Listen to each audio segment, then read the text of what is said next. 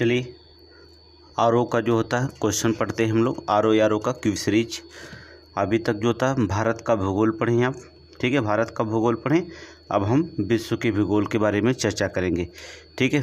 जो 20 दिन के क्लासेस हमने कहा था उसको हम अपने टारगेट की तरफ बढ़ रहे हैं। और टेलीग्राम आप ज्वाइन करिएगा। क्विक सीरीज जो होता है, देखिए क्विक सीरीज डेली लगाइए। हम 500 से 400 500 क्वेश्चन जो होता है, अगर 500 क्वेश्चन भी हमने बताया कि क्विक सीरीज आपको दे रहे हैं तो आपको 20 दिन में जो होता है 5 दूना 10,000 क्विक सीरीज आराम से हो जाएगा। और 10,000 क्विक सीरीज पढ़ने का मतलब ये होता है कि आपको जो होता है केवल 140 प्रश्न ही करने हैं। तो 140 प्रश्न नहीं करने, 10,000 क्वेश्चन में 140 प्रश्न तो आराम से कर ले जाएंगे। तो आप थोड़ा से टेलीग्राम पर भी ध्यान दीजिएगा, ठीक है। क्विक सीरीज लगाएंगे। तो भारत का भूगोल में हम शुरू करते हैं। पहले ब्रह्मांड और सौरमंडल की चर्चा करेंगे। महाविस्फोटक सिद्धांत के बारे में चर्चा करेंगे। देखिए महाविस्फोटक सिद्धांत, इसे जो होता है बिग बैंग सिद्धांत भी कहा जाता है, महाविस्फोटक सिद्धांत को। यह सिद्धांत ब्रह्मांड की उत्पत्ति से संबंधित है। इस सिद्धांत के प्रतिपादन अर्थात चार्ल्स लेमेंटियर ने किया था, ठीक है। जर्मन पादरी थे, ठीक है, जर्मन पादरी थे चार्ल्स लेमेंटियर, ठीक है।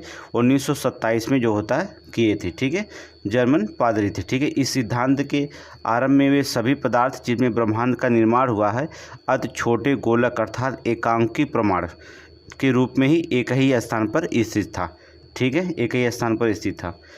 अत्यधिक संकेंद्रण के कारण बिंदु का आकस्मिक विस्फोट हुआ जिससे पदार्थों का बिखराव हो गया, जिसमें ब्रह्मांड की उत्पत्ति मानी जाती, तब जाके ब्रह्मांड की उत्पत्ति मानी जाती, ठीक है। महाविस्फोटक की ये घटना 13.7 अरब वर्ष पहले हुई थी, ठीक है। एनसीईआरटी लिखता है 14 अरब वर्ष पूर्व हुई थी, ठीक है, लगभग, ठीक है। आज से लगभग 4.5 अरब वर्ष पूर्व सौरमंडल का विकास हुआ था। नोट कर लीजिए, लगभग जो होता है 4.5 अरब वर्ष पूर्व जो होता है सौरमंडल का विकास हुआ था। थोड़ी सी मंदाकिनी बहुत बार क्वेश्चन पूछा जाता है। मंदाकिनी किसे कहा जाता है? मोस्ट इम्पोर्टेंट क्वेश्चन रहता है मंदाकिनी, ठीक है। तारों का ऐसा समूह जो धुंधला दिखाई पड़ता है, ठीक है, धुंधला सा दिखाई पड़ता है। तारों का निर्माण की प्रक्रिया शुरुआत में गैस पुंज होती है, ठीक है। हमारी पृथ्वी की अपनी एक मंदाकिनी है जिसे हम आकाश गंगा कहते हैं। कैसा कहते हैं? आकाश गंगा कहते हैं। ये कैसा होता है? सर्पिला कार रूप में पाया जाता है, ठीक है, सर्पिला कार के रूप में ये पाया जाता है। तारों की उत्पत्ति और विनाश के बारे में आरओ में क्वेश्चन पूछा गया था, ठीक है। इसी जो आरओ की पेपर हुआ था उसमें तारों के जीवन के बारे में पूछा गया था। तो विनाश कैसे होता है और तारों का उत्पत्ति अर्थात तारे का जन्म कैसे होता है और मृत्यु कैसे होती है, चलेंगे देखेंगे। आकाशगंगा के घूर्णन से ब्रह्मांड में विद्यमान गैसों का मेघ प्रभावित होता है, ठीक है। परस्पर गुरुत्वाकर्षण के कारण उनके केंद्र में अर्थात नाभिकीय संलयन शुरू हो जाता है, ठीक है, नाभिकीय संलयन शुरू होता है और हाइड्रोजन के हीलियम में बदलने की प्रक्रिया प्रारंभ हो जाती है। जो हाइड्रोजन होते हैं उन्हें हीलियम में बदलने की प्रक्रिया प्रारंभ हो जाती है। इस अवस्था में क्या करता है? तारा बन जाता है। इस अवस्था में क्या करते हैं? तारा बन जाता है। नोट कर लीजिए, बहुत इंपॉर्टेंट क्वेश्चन है, ठीक है। केंद्र का हाइड्रोजन समाप्त होने के कारण तारे का केंद्रीय भाग संकुचित और गर्म हो जाता है और धीरे धीरे ठंडा होकर लाल रंग दिखाई देने लगता है, ठीक है। लाल रंग का क्या करता है? दिखाई देने लगता है, ठीक है, जिसे रक्तदानों कहा जाता है, याद रखिएगा। ये तारों का द्रव्यमान 1.4 ms मतलब सूर्य का द्रव्यमान से कम होता है तो वह अपनी नाभिकीय ऊर्जा खोकर श्वेत वामन में बदल जाते हैं, ठीक है। अगर ये तारों का द्रव्यमान 1.4 ms से कम हो तो वह अपनी नाभिकीय ऊर्जा क्या करते हैं? खो जाते हैं, अर्थात ऊर्जा को खो करके श्वेत वामन अर्थात सफ़ेद कलर के दिखाई नहीं देते, श्वेत वामन में बदल जाते हैं, ठीक है।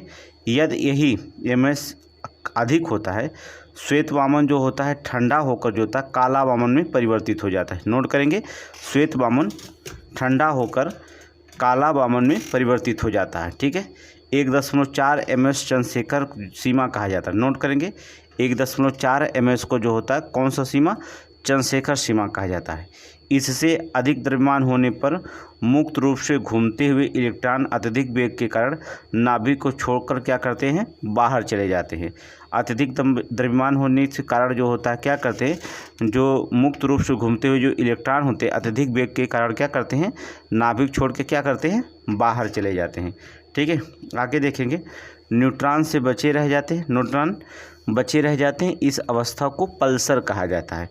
ठीक है, क्या कहा जाता है? पल्सर तारा कहा जाता है। जो न्यूट्रॉन बचे रहते हैं इस अवस्था को पल्सर तारा कहा जाता है। ठीक है, ये भी असीमित समय तक सिकुड़ता चला जाता है, एक बिंदु पर संकेंद्रित हो जाता है। ऐसे असीमित घनत्व द्रव्ययुक्त पिंड को हम ब्लैक होल कहते हैं। ठीक है, क्या कहते हैं? ब्लैक होल कहते हैं। ऐसे असीमित घनत्व के द्रव्ययुक्त पिंड को हम क्या कहेंगे? ब्लैक होल कहा जाता है। नोट करेंगे ब्लैक होल, तो ब्लैक होल, पल्सर तारा। ठीक है, ये सारे इंपॉर्टेंट क्वेश्चन होते हैं।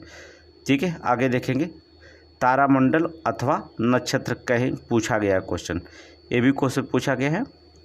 आकाश में दिखाई देने वाले तारों का ऐसा समूह जो हमें एक निश्चित आकृति में व्यवस्थित प्रतीत होते हैं, जिनका एक नाम प्रदान किया गया हो, वही क्या करते हैं? तारामंडल कहलाते हैं या नक्षत्र कहलाते हैं। अर्थात सौरमंडल किसे कहा जाता है? सूर्य के चारों ओर चक्कर लगाने वाले ग्रहों, क्षुद्र ग्रहों, धूमकेतु, उल्का व अन्य आकाशीय पिंडों के समूह को हम क्या कहते हैं? सौरमंडल कहा जाता है। ठीक है, सौरमंडल परिवार कह सकते हैं। कहते हैं ग्रह, उपग्रह, धूमकेतु, उल्का और अन्य ग्रहों की प्रक्रिया जो दिखाई देती है आकाशीय पिंड में दिखाई दे रही, वही क्या करती है? सौरमंडल परिवार कहलाती है या सौरमंडल कहलाता है। अब देखेंगे इसमें ग्रह की बात करते हैं। ग्रह मोस्ट इम्पोर्टेंट होते हैं। ठीक है, खगोलीय पिंड जो सूर्य के चारों तरफ परिक्रमा करते हैं, जिसमें पर्याप्त गुरुत्वाकर्षण बल हो, वही क्या कहलाते हैं? ग्रह कहलाते हैं। ग्रह की परिभाषा क्या होती है? वह खगोलीय पिंड जो सूर्य के चारों ओर जो होता है परिक्रमा करते हैं, और परिक्रमा करते जिसमें पर्याप्त क्या होता है? गुरुत्वाकर्षण बल हो, वो क्या कहलाते हैं? ग्रह कहलाते हैं। वर्तमान में सौरमंडल में ग्रहों की संख्या कितनी है? 8 है। ठीक है, ग्रहों की संख्या कितनी बताएगी? 8 है। चलेंगे, बहुत इंपॉर्टेंट है ग्रह की क्वेश्चन कैसे पूछा जाता है। सूर्य से दूरी के अनुसार ग्रहों का क्रम। सूर्य सबसे नज़दीक बुध है, फिर शुक्र है, फिर पृथ्वी है, फिर मंगल है, फिर बृहस्पति है, फिर शनि है, फिर अरुण है, फिर वरुण है। ठीक है, ये आंतरिक ग्रह कहलाते हैं। 4 जो अंदर है ये आंतरिक ग्रह कहलाते हैं, ये पार्थिव ग्रह कहलाते हैं। नोट कर लीजिएगा। ठीक है, अब आपकी क्या जाता है? पृथ्वी क्वेश्चन पूछा जाएगा। पृथ्वी किन 2 ग्रहों के बीच बसी हुई दिखाई देती है? तो शुक्र और मंगल के बीच में। ठीक है, शुक्र और मंगल के बीच में है। ठीक है, शुक्र को पृथ्वी की बहन कहा जाता है क्योंकि इन दोनों का आकार समान दिखाई देता है। आगे देखेंगे, आगे पढ़ेंगे, फिर सब क्वेश्चन आएगा। ठीक है, द्रव्यमान के अनुसार ग्रहों का क्रम। सबसे ज़्यादा द्रव्यमान किसका है? तो बुध, फिर मंगल है, फिर शुक्र है, फिर पृथ्वी है। सबसे ज़्यादा द्रव्यमान बुध का है। ठीक है, फिर मंगल का, फिर शुक्र, फिर बृहस्पति, फिर अरुण, फिर वरुण, फिर शनि, सबसे बड़ा बृहस्पति। ठीक है, अगर परिक्रमण काल के अनुसार ग्रहों का, तो सबसे कम समय में जो होता परिक्रमा कर लेता कौन? बुध, 288 दिन में। ठीक है, और फिर इसके बाद शुक्र 365 दिन में, फिर पृथ्वी, फिर मंगल, फिर बृहस्पति, फिर शनि, फिर अरुण और वरुण करते हैं। ठीक है, परिक्रमण काल के अनुसार अगर ग्रहों का क्रम पूछा जाता है तो बताइएगा। ठीक है, आगे देखेंगे, बुध और शुक्र ऐसे ग्रह हैं जिनके पास कोई उपग्रह नहीं है, इन्हें आंतरिक ग्रह कहा जाता है। वैसे भी हमने बता दिया 4 आंतरिक ग्रह चाहे बाह्य ग्रह। शुक्र ग्रह को जो होता भोर का तारा के नाम से जाना जाता है, ये पता है। यह सूर्य से जो होता दूसरा सबसे निकटतम ग्रह है, सबसे चमकीला ग्रह है। इसे पृथ्वी का जुड़वा बहन कहा जाता है। क्या कहा जाता है? जुड़वा बहन कहा जाता है।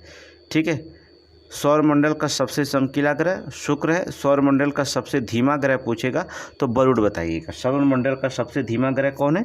वरुण बताइएगा। ठीक है, अभी हम एक एक की चर्चा भी करेंगे। ठीक है, मंगल को जो होता है लाल ग्रह कहा जाता है। मंगल ग्रह पर पृथ्वी के समान 2 ध्रुव हैं। ठीक है, ये भी अपनी ध्रुव पर 24 घंटे में एक चक्कर लगाता है। इस ग्रह पर पृथ्वी के समान जीवन के अनुकूलता के संकेत भी मिलते हैं। मंगल पे जीवन है। ठीक है, आगे देखेंगे, बृहस्पति और शनि ग्रह के चारों ओर एक वलय पाए जाते हैं।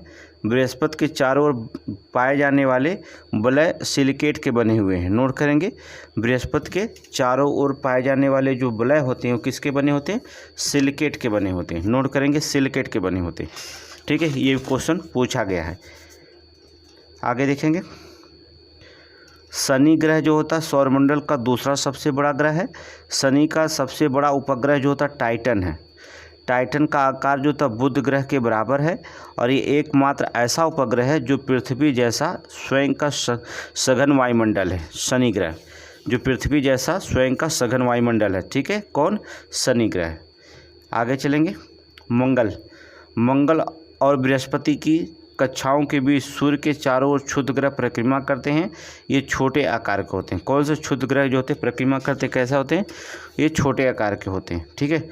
सौरमंडल का सबसे बड़ा ग्रह बृहस्पति है और सौरमंडल का सबसे छोटा ग्रह पूछेगा तो शुक्र बताइएगा। नोट कर लीजिए, सौरमंडल का सबसे बड़ा ग्रह पूछता है तो बृहस्पति मारिएगा और सौरमंडल का सबसे छोटा ग्रह पूछेगा तो कौन मारिएगा? बुध मारिएगा। नोट करेंगे बुध। आगे चलेंगे, सूर्य के बारे में चर्चा करते हैं, बहुत इंपॉर्टेंट है। पहले हम सूर्य की चर्चा करेंगे, फिर चंद्रमा की करेंगे। सूर्य एक गैसीय गोला है जिसमें हाइड्रोजन 71%, नोट करेंगे हाइड्रोजन 71%, ये क्वेश्चन पूछा गया था आरओ में। हीलियम 26.5%, अन्य तत्व 2.5% होता है। नोट कर लीजिए, हाइड्रोजन और हीलियम की मात्रा सबसे ज़्यादा होती है, ठीक है। सूर्य का केंद्रीय भाग को हम क्या कहते हैं? क्रोड कहलाता है, जिसका ताप 1.5 × 10⁻7 सेल्सियस होता है। केंद्र में पाए जाने वाले पदार्थ को उच्च तापमान के कारण गैस और प्लाज्मा के रूप में मिलते हैं, गैस और प्लाज्मा के रूप में मिलते हैं, ठीक है। आगे देखेंगे, सूर्य की जो था बाहरी सतह का तापमान 6000 डिग्री सेल्सियस होता है। सूर्य के जो बाहरी सतह का तापमान कितना होता है? 6000 डिग्री सेल्सियस होता है। सूर्य के केंद्र के चारों ओर हाइड्रोजन नाभिक में मिलकर एक हीलियम नाभिक का निर्माण करते हैं। सूर्य के केंद्र पर नाभिकीय संलयन की क्रिया होती है जो सूर्य की ऊर्जा का स्रोत है। तो सूर्य किसके कारण चमकता है? नाभिकीय संलयन की प्रक्रिया के कारण, ठीक है। यहाँ से उसको ऊर्जा मिलती है जो वही ऊर्जा का उसका स्रोत है।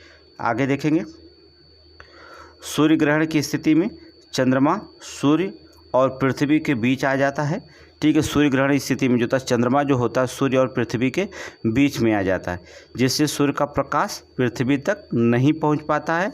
सूर्य ग्रहण के समय सूर्य दिखाई देने वाले भाग को सूर्य की किरीट कहते हैं, सूर्य किरीट कहते हैं। यह सूर्य का वाह्यतम परत होता है, सूर्य का वाह्यतम परत होता है, ठीक है, जब चंद्रमा बीच में आ जाता है। आगे चलेंगे, पृथ्वी के बारे में पढ़ेंगे।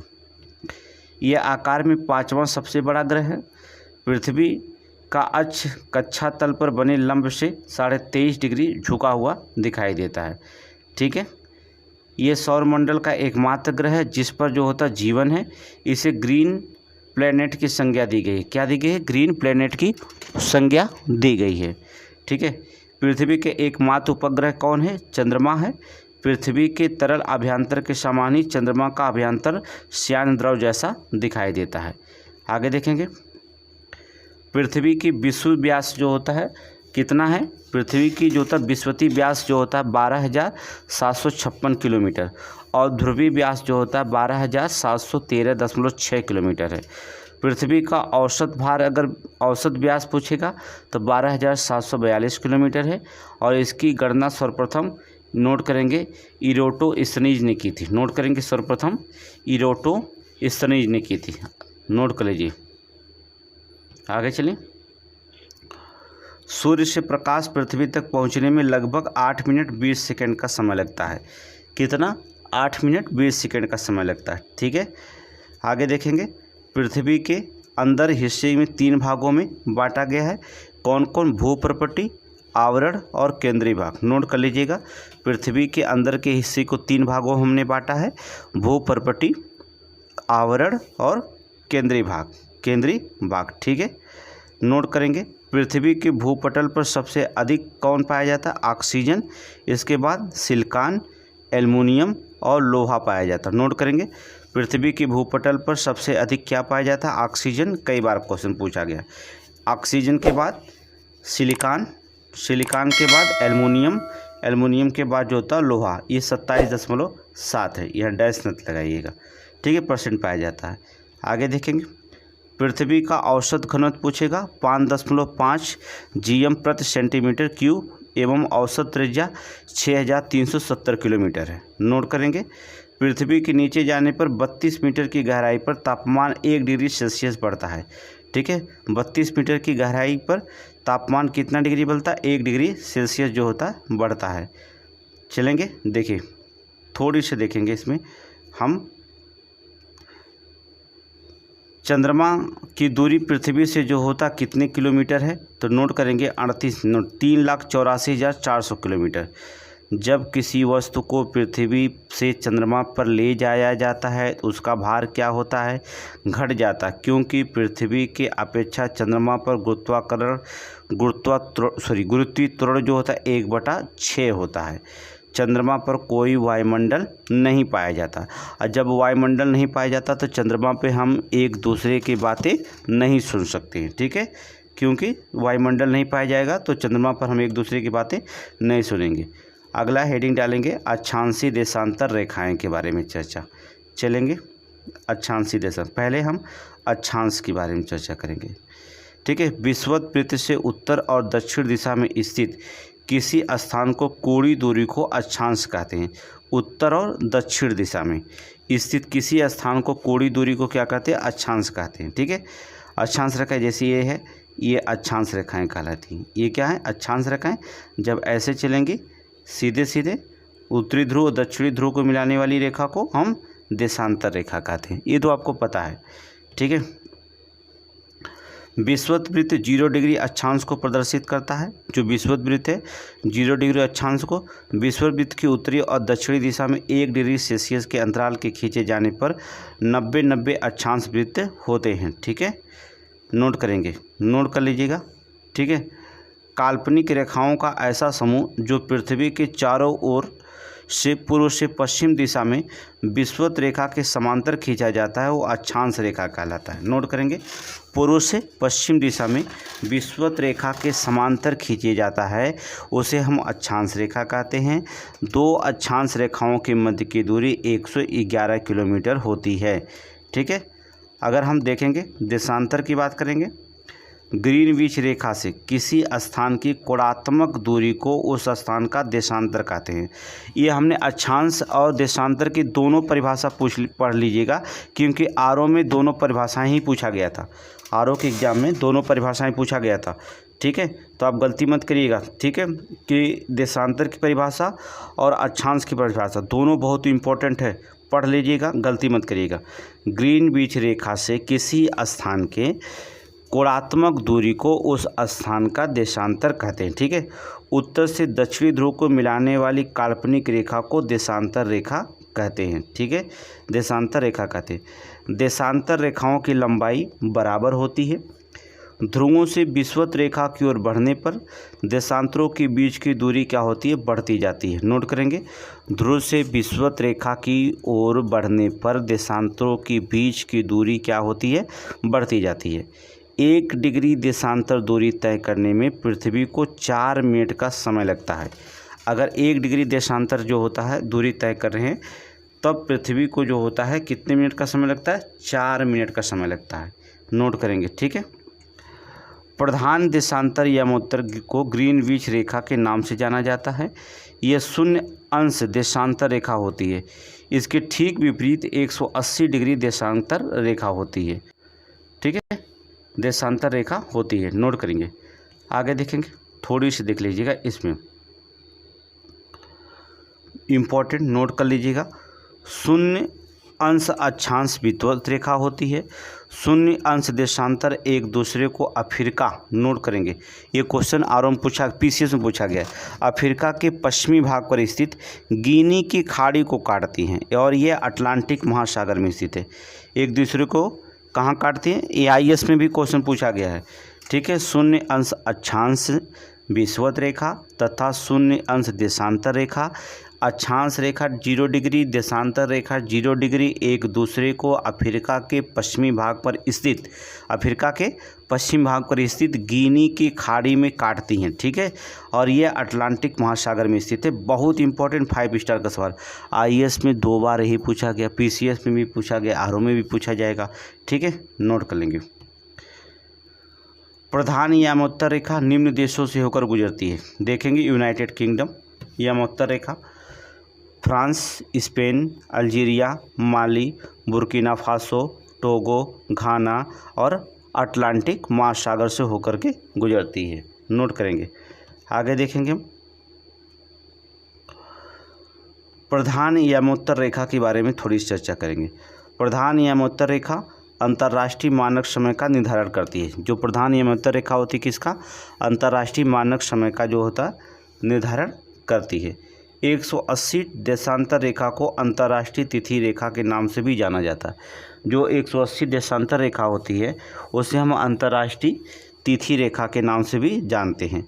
ग्रीनविच रेखा और अंतर्राष्ट्रीय तिथि रेखा के बीच 180 देशांतर रेखा का अंतर है, अर्थात 12 घंटे का अंतर होता है। कितने का? 12 घंटे का अंतर होता है ग्रीनविच रेखा और अंतर्राष्ट्रीय तिथि रेखा के बीच। ठीक है। ग्लोब पर दो स्थानों के बीच की जो होता है न्यूनतम दूरी को अंतर्राष्ट्रीय तिथि रेखा पर निर्धारित नहीं होती। ठीक है, तिथि रेखा पर नहीं होती। नोट करेंगे। ग्लोब पर दो स्थानों के बीच की दूरी, ठीक है, अगर देखें किसी जहाज़ को एक स्थान से दूसरे स्थान तक कम समय में पहुंचाने के लिए जो होता है यात्रा देशांतर के सापेक्ष करनी चाहिए। ठीक है, ठीक है। आगे देखेंगे अगला रेखा मकर रेखा के बारे में देख लीजिए थोड़ा। मकर रेखा ने पहले विषुवत रेखा के बारे में देखिए। ठीक है, विषुवत रेखा हेडिंग डाल लीजिए। 0 अक्षांश रेखा भूमध्य रेखा भी कहा जाता है। विषुवत रेखा को 0 अक्षांश रेखा कहते हैं या तो हम भूमध्य रेखा भी कहते हैं। ठीक है, ये देखिए ऐसे ग्लोब है, ये देखिए इसे जो होता है भूमध्य रेखा 0 डिग्री।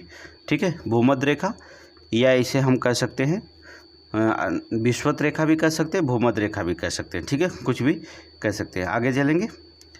ये निम्न देशों से होकर गुजरती है। बहुत इंपॉर्टेंट है कि विषुवत रेखा जो होती है, भूमध्य रेखा किन देशों से होकर गुजरती, यही आपका सबसे मोस्ट इम्पॉर्टेंट क्वेश्चन होता है। पहले देखेंगे इक्वाडोर, कोलंबिया, ब्राज़ील, गैबान, कांगो गणराज्य, लोकतांत्रिक कांगो गणराज्य, Uganda, Kenya, Somalia, Maldives, Indonesia, Kiribati, इतने देशों से होकर ये गुजरती है। और भी देश हैं लेकिन इतना ही आपको याद रखिएगा। ठीक है, आगे चलेंगे। मकर रेखा के बारे में पढ़ेंगे। 23.5 डिग्री दक्षिणी अक्षांश को मकर रेखा कहा जाता है और उत्तरी अक्षांश को, अगर दक्षिणी अक्षांश को मकर रेखा तो उत्तरी अक्षांश को कर्क रेखा कहा जाता है। ठीक है, इनमें निम्न देशों से होकर गुजरती है मकर रेखा। Chile, Argentina, Paraguay, Brazil, Namibia, Botswana, दक्षिणी अफ्रीका, मोजाम्बिक, मेडागास्कर, ऑस्ट्रेलिया।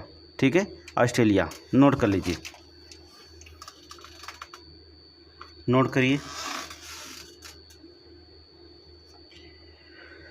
चले आगे देखेंगे।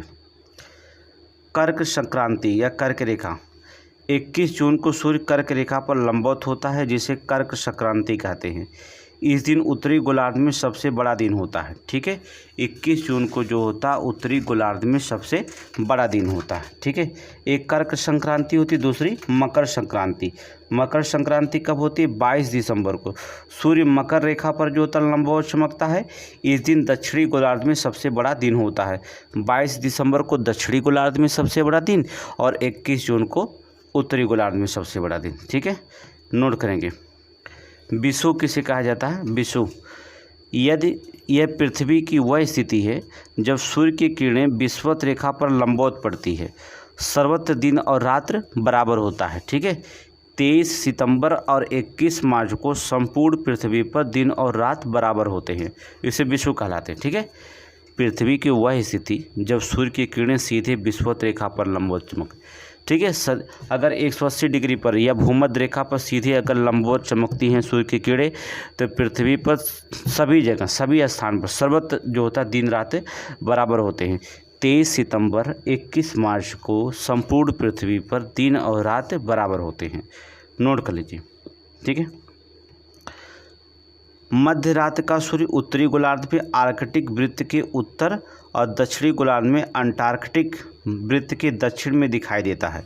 मध्य रात का सूर्य क्या होता है? उत्तरी गोलार्ध में जाएंगे, उत्तरी गोलार्ध में जाएंगे तो आर्कटिक और दक्षिणी गोलार्ध में जाएंगे तो अंटार्कटिक आपके वृत्त के दक्षिण में दिखाई देता है। इन वृत्तों और ध्रुवों के बीच ग्रीष्म ऋतु में 24 घंटे के दिन होते हैं। कितने?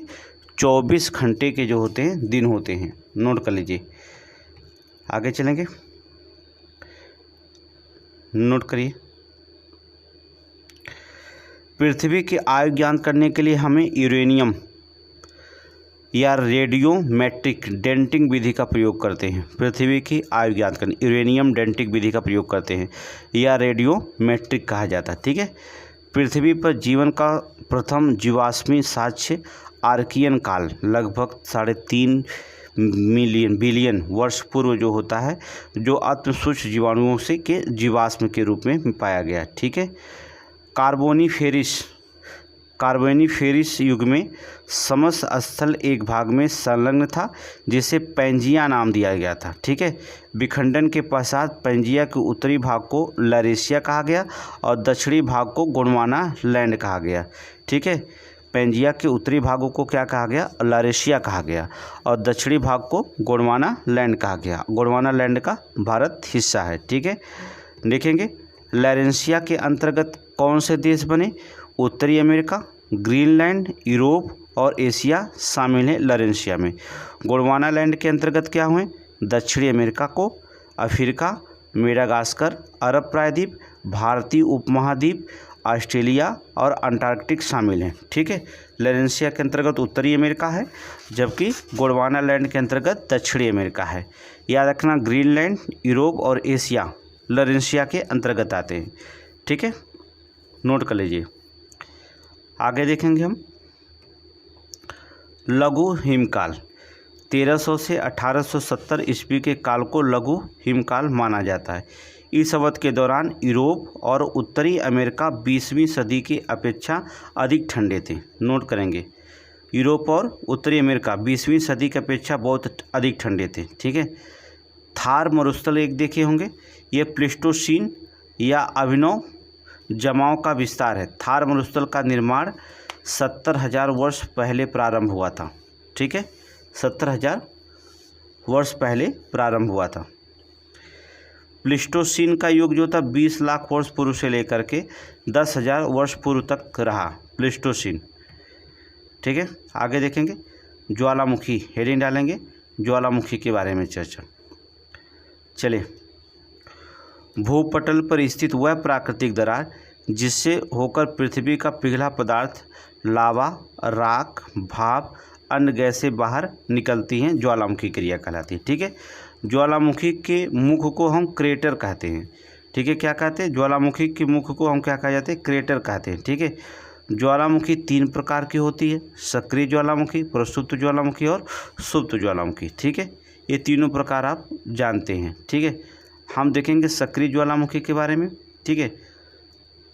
इनमें जो था अक्सर उद्गार होता रहता है, जैसे इटली का एटना ज्वालामुखी हमेशा उद्गार होता रहता है।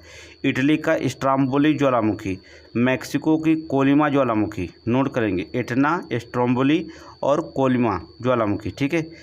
स्ट्रोम्बोली नोट करेंगे, स्ट्रोम्बोली ज्वालामुखी को भूमध्य सागर का प्रकाश स्तंभ कहते हैं। नोट करेंगे, स्ट्रोम्बोली ज्वालामुखी को जो होता है भूमध्य सागर का प्रकाश स्तंभ कहते हैं। मोनालोवा हवाई द्वीप, नोट करेंगे मोनालोवा हवाई द्वीप संयुक्त राज्य अमेरिका में लगभग आधे भाग पर विस्तृत सक्रिय ज्वालामुखी है। कोटोपैक्स इक्वाडोर का सक्रिय ज्वालामुखी है। फ्यूजियामा जापान का सक्रिय ज्वालामुखी है। वेसुवियस इटली का सक्रिय ज्वालामुखी है। किलाउ ज्वालामुखी संयुक्त राज्य अमेरिका के हवाई द्वीप पर स्थित है। ये सभी ज्वालामुखियाँ पूछी गई हैं पेपर में। ठीक है, ये सभी पूछे गए क्वेश्चन है। आगे देखेंगे प्रसुप्त ज्वालामुखी, जिसमें निकट भविष्य में उद्गार होने की संभावना ना हो। ठीक है, उसे प्रसुप्त ज्वालामुखी कहते हैं। किलिमंजारो तंजानिया में, अकांकागुआ जो होता है अर्जेंटीना में है। ठीक है। और सुसुप्त ज्वालामुखी जो होता है जिसमें उद्गार होने की संभावना नहीं हो, कभी हो ही नहीं, जैसे इसमें को सुल्तान और देवबंद ईरान में पाए जाते हैं, पोपा म्यांमार में पाया जाता है। ठीक है, पोपा म्यांमार में। अन्य ज्वालामुखियाँ हैं जिन्हें जो होता है याद कर लीजिए देश और ज्वालामुखियाँ। ठीक है, जैसे माउंट रेनर यूएसए में है, माउंट एटना इटली में है, माउंट पेरिकोटिन मैक्सिको में है। ठीक है, ये माउंट वाला माउंट एपो फिलीपींस में है। ये चारों मिलान करने के लिए आया था, तो इसमें लड़के कंफ्यूज हो गए थे। माउंट एटना यूएसए में है, माउंट एटना इटली में है, माउंट रेनर यूएसए में है, माउंट पेरिकोटिन मैक्सिको में है और एपो जो होता है फिलीपींस में है। सबनकाया पेरू में है, कोलिमा मैक्सिको में है। ठीक है, नोट कर लेंगे।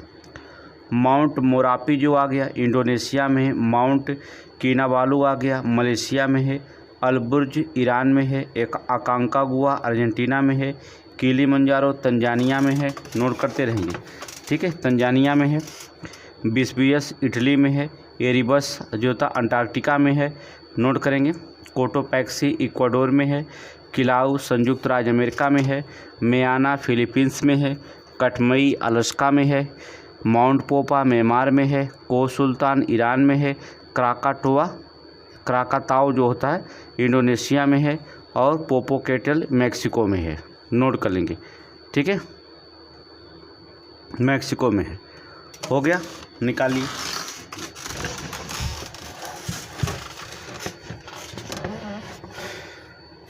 चलिए भूकंप, हेडिंग डालिए भूकंप, भूकंप पढ़ेंगे हम लोग, ठीक है, चलते हैं भूकंप पढ़ते हैं। चलिए, आप भूकंप पढ़े होंगे, इसके पहले कई बार जो था भूकंप पढ़ाए हमने हैं। भूकंप के अध्ययन को सिस्मोलॉजी कहा जाता है। भूकंप को सिस्मोग्राफ नामक यंत्र के द्वारा मापा जाता है। भूकंप 3 प्रकार के होते हैं, ठीक है। एक होता प्राथमिक या प्राइमरी वेव्स जो होता पी तरंगे कहते हैं। ये तरंगे प्रत्येक माध्यम से होकर गुजरती है। प्रत्येक माध्यम से मतलब होता ठोस द्रव गैस तीनों से, ठीक है। इसकी गति 8 किलोमीटर प्रति सेकंड होती है। इसकी गति सबसे अधिक होती है, इसलिए कम विनाशकारी होती है। भूकंप जितनी तेज़ी से चला जाए उतना कम विनाशकारी होता। द्वितीय अर्थात सेकेंडरी वेव से यस तरंगे कहते हैं। ये अनुप्रस्थ तरंगे भी कहते हैं, ठीक है। द्वितीय तरंगों को क्या कहते हैं? अनुप्रस्थ तरंगे भी कहते हैं। ये केवल ठोस माध्यम से होकर गुजरती है, नोट करेंगे, ठीक है। सेकेंडरी वेव्स जो होता है द्वितीय तरंगे केवल ठोस माध्यम से होकर के गुजरती हैं, ठीक है। आगे देखेंगे सतही अथवा यल तरंगे, नोट करेंगे सतही अथवा यल तरंगे। ये धरातल तक, ठीक है, ये तरंगे धरातल तक ही सीमित रहती हैं। ठोस द्रव गैस तीनों माध्यम से होकर गुजरती हैं। ये अत्यधिक विनाशकारी होती हैं, ये अत्यधिक विनाशकारी होती हैं, नोट करेंगे, ठीक है। थोड़ा देखेंगे रिएक्टर स्केल पैमाना जानते हैं आप। भूकंप की तीव्रता और ऊर्जा मापने वाली जो होता है रिएक्टर स्केल का विकास अमेरिकी वैज्ञानिक चार्ल्स रिएक्टर द्वारा 1935 में किया गया था, ठीक है, 1935 में किया गया था, नोट करेंगे। केंद्र क्या था? भूकंप के उद्भव स्थान को उसका केंद्र कहते हैं। केंद्र के निकट पी, एस, एल तीनों प्रकार की तरंगें पहुंचती हैं। भूकंप के केंद्र के ठीक ऊपर पृथ्वी की सतह पर स्थित बिंदु को हम भूकंप का अधिकेंद्र कहते हैं, जहां अनुभव किया जाता है, ठीक है।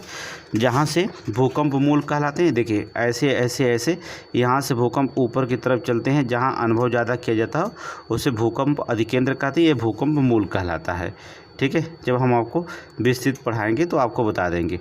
रिंग ऑफ फायर, ये प्रशांत महासागर क्षेत्र में भूकंप तथा ज्वालामुखी से अति प्रभावित परिक्षेत्र है। इसमें संपूर्ण विश्व का लगभग 90% भूकंपों का अनुभव किया जाता है। कहाँ?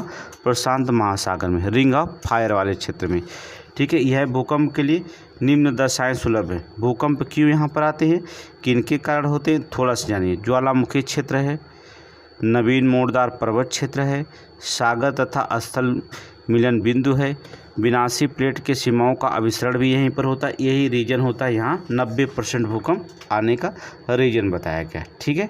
आगे चलेंगे, महाद्वीप के बारे में चर्चा करेंगे। चलिए देखेंगे, पृथ्वी के लगभग 30% भाग पर महाद्वीपों का विस्तार पाया जाता है। संपूर्ण पृथ्वी पर 7 महाद्वीपों में बटा हुआ है, ठीक है, संपूर्ण। अब कौन कौन से आप बताने की ज़रूरत नहीं, पढ़े होंगे।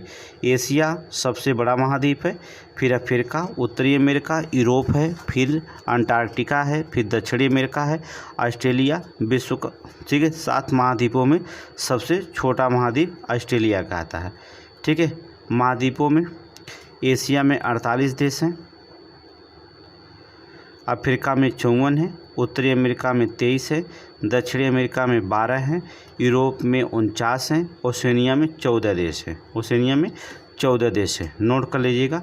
ये बहुत इंपॉर्टेंट क्वेश्चन है, मिलान करने के लिए आ सकते हैं। आगे चलेंगे नेक्स्ट से, विश्व की पर्वत श्रेणियाँ, हेडिंग डालेंगे विश्व की पर्वत श्रेणियाँ। चलिए देखेंगे, 4 प्रकार के पर्वत बांटे गए, ठीक है। उत्पत्ति के अनुसार पर्वत 4 प्रकार के होते हैं, हम उत्पत्ति के अनुसार ही बताएंगे।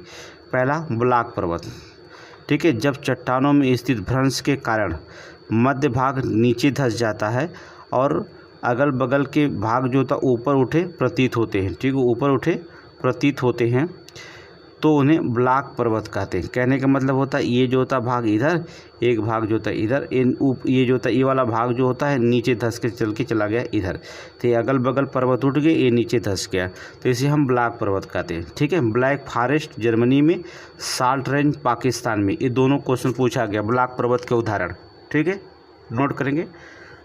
ब्लैक फॉरेस्ट जर्मनी में, साल्ट रेंज पाकिस्तान का, ब्लॉक पर्वत का एग्जाम्पल पूछा गया है, ठीक है। आगे देखेंगे अवशिष्ट पर्वत, ये भी पूछा गया है। ये चट्टानों के अपवर्तन के फलस्वरूप निर्मित होते हैं, जैसे विंध्याचल, सतपुड़ा, सिरा, राजमहल की पहाड़ियाँ भारत में हैं, ठीक है, ये अवशिष्ट पर्वत के एग्जाम्पल हैं, ठीक है। आगे चलेंगे, नेक्स्ट देखेंगे संचित पर्वत, भूपटल पर मिट्टी, बालू, कंकड़, पत्थर के एक स्थान पर जमा होते रहने को बनने वाले पर्वत को हम संचित पर्वत कहते हैं संचित हो रहा है, ठीक है। आगे देखेंगे हम लोग बलित पर्वत, पृथ्वी के आंतरिक शक्तियों की क्रियाओं द्वारा चट्टानों के मुड़ जाने से बनते हैं, ठीक है, जैसे हिमालय, अल्पस, यूराल, राकीज, एंडीज पर्वत, ये सभी बलित पर्वत। नोट कर लेंगे, बलित पर्वत के एग्जाम्पल बहुत इंपॉर्टेंट है। इनमें कौन से बलित पर्वत हैं, कौन से अवशिष्ट पर्वत हैं, कौन से ब्लॉक पर्वत हैं, ये आपके दिमाग में रहना चाहिए आरओ की पेपर देते समय, ठीक है। आगे देखेंगे एंडीज पर्वत श्रेणी विश्व की सबसे लंबी पर्वत श्रेणी है, दक्षिणी अमेरिका के पश्चिम तट पर स्थित है। इसकी लंबाई 7000 से 8900 किलोमीटर तक मानी जाती है, ठीक है, नोट करेंगे। विश्व की सबसे ऊंची चोटी माउंट एवरेस्ट है, नेपाल में स्थित है, नेपाल में इसको सागर मौथा कहा जाता है, ठीक है, 8848 मीटर, ठीक है। अरावली पर्वत, भारत की अरावली पर्वत विश्व की सबसे पुरानी बलित पर्वतों में गिना जाता है। इसकी सबसे ऊंची चोटी माउंट आबू के निकट गुरु शिखर है। अरावली की सबसे ऊंची चोटी कौन है? गुरु शिखर, नोट करेंगे। ये अवशिष्ट पर्वत का उदाहरण है, ठीक है, अवशिष्ट का। अफ्रीका का सर्वोच्च शिखर माउंट किलिमंजारो जो तंजानिया में अवस्थित है। अफ्रीका का सर्वोच्च शिखर माउंट किलिमंजारो, नोट करेंगे, बहुत ही बार पूछा गया है, ठीक है, माउंट किलिमंजारो जो तंजानिया में अवस्थित है। आगे चलेंगे, देखिए जब पीसीएस देंगे तब पर्वत की ऊंचाई याद करना होगा, लंबाई याद करना होगा, क्योंकि इस बार पीसीएस 2024 में ये क्वेश्चन पूछा गया है लंबाई, और इसमें मिलान दिया गया कितनी लंबी है या कितनी ऊंचाई है। तब आप पीसीएस देने के लिए जो है जब जाएंगे तो इसकी ऊंचाई या लंबाई प्योर याद करना होगा 10 अक्टूबर 2025 को पीसीएस के एग्ज़ाम के लिए। तो आगे हम बताएंगे, मिलेंगे, ठीक है, आप हमारे साथ रहिए, ठीक है, आपके साथ हम रहेंगे। पर्वत स्थिति सर्वोच्च बिंदु, एंडीज पर्वत दक्षिणी अमेरिका में, सर्वोच्च बिंदु कौन है? एकांकागुआ है। रॉकी पर्वत उत्तरी अमेरिका में है, सर्वोच्च है माउंट अल्बर्ट है। हिमालय पर्वत की भारत में स्थित है, जो तो सर्वोच्च बिंदु कौन है? माउंट एवरेस्ट है, ठीक है। ग्रेट डिवाइडिंग रेंज जो होता है ऑस्ट्रेलिया में, कोसियोस्को सर्वोच्च बिंदु है, ठीक है। आगे देखेंगे, ब्रिटिश कोलंबिया के पर्वतों का सागर कहते हैं, ब्रिटिश कोलंबिया को हम पर्वतों का सागर कहते हैं, नोट करेंगे। डार्लिंग श्रृंखला ऑस्ट्रेलिया के दक्षिणी तट पर भाग पर स्थित है, ठीक है, दक्षिणी पश्चिमी तट पर स्थित है डार्लिंग, ठीक है। ये क्वेश्चन बहुत बार ये क्वेश्चन पूछा गया है।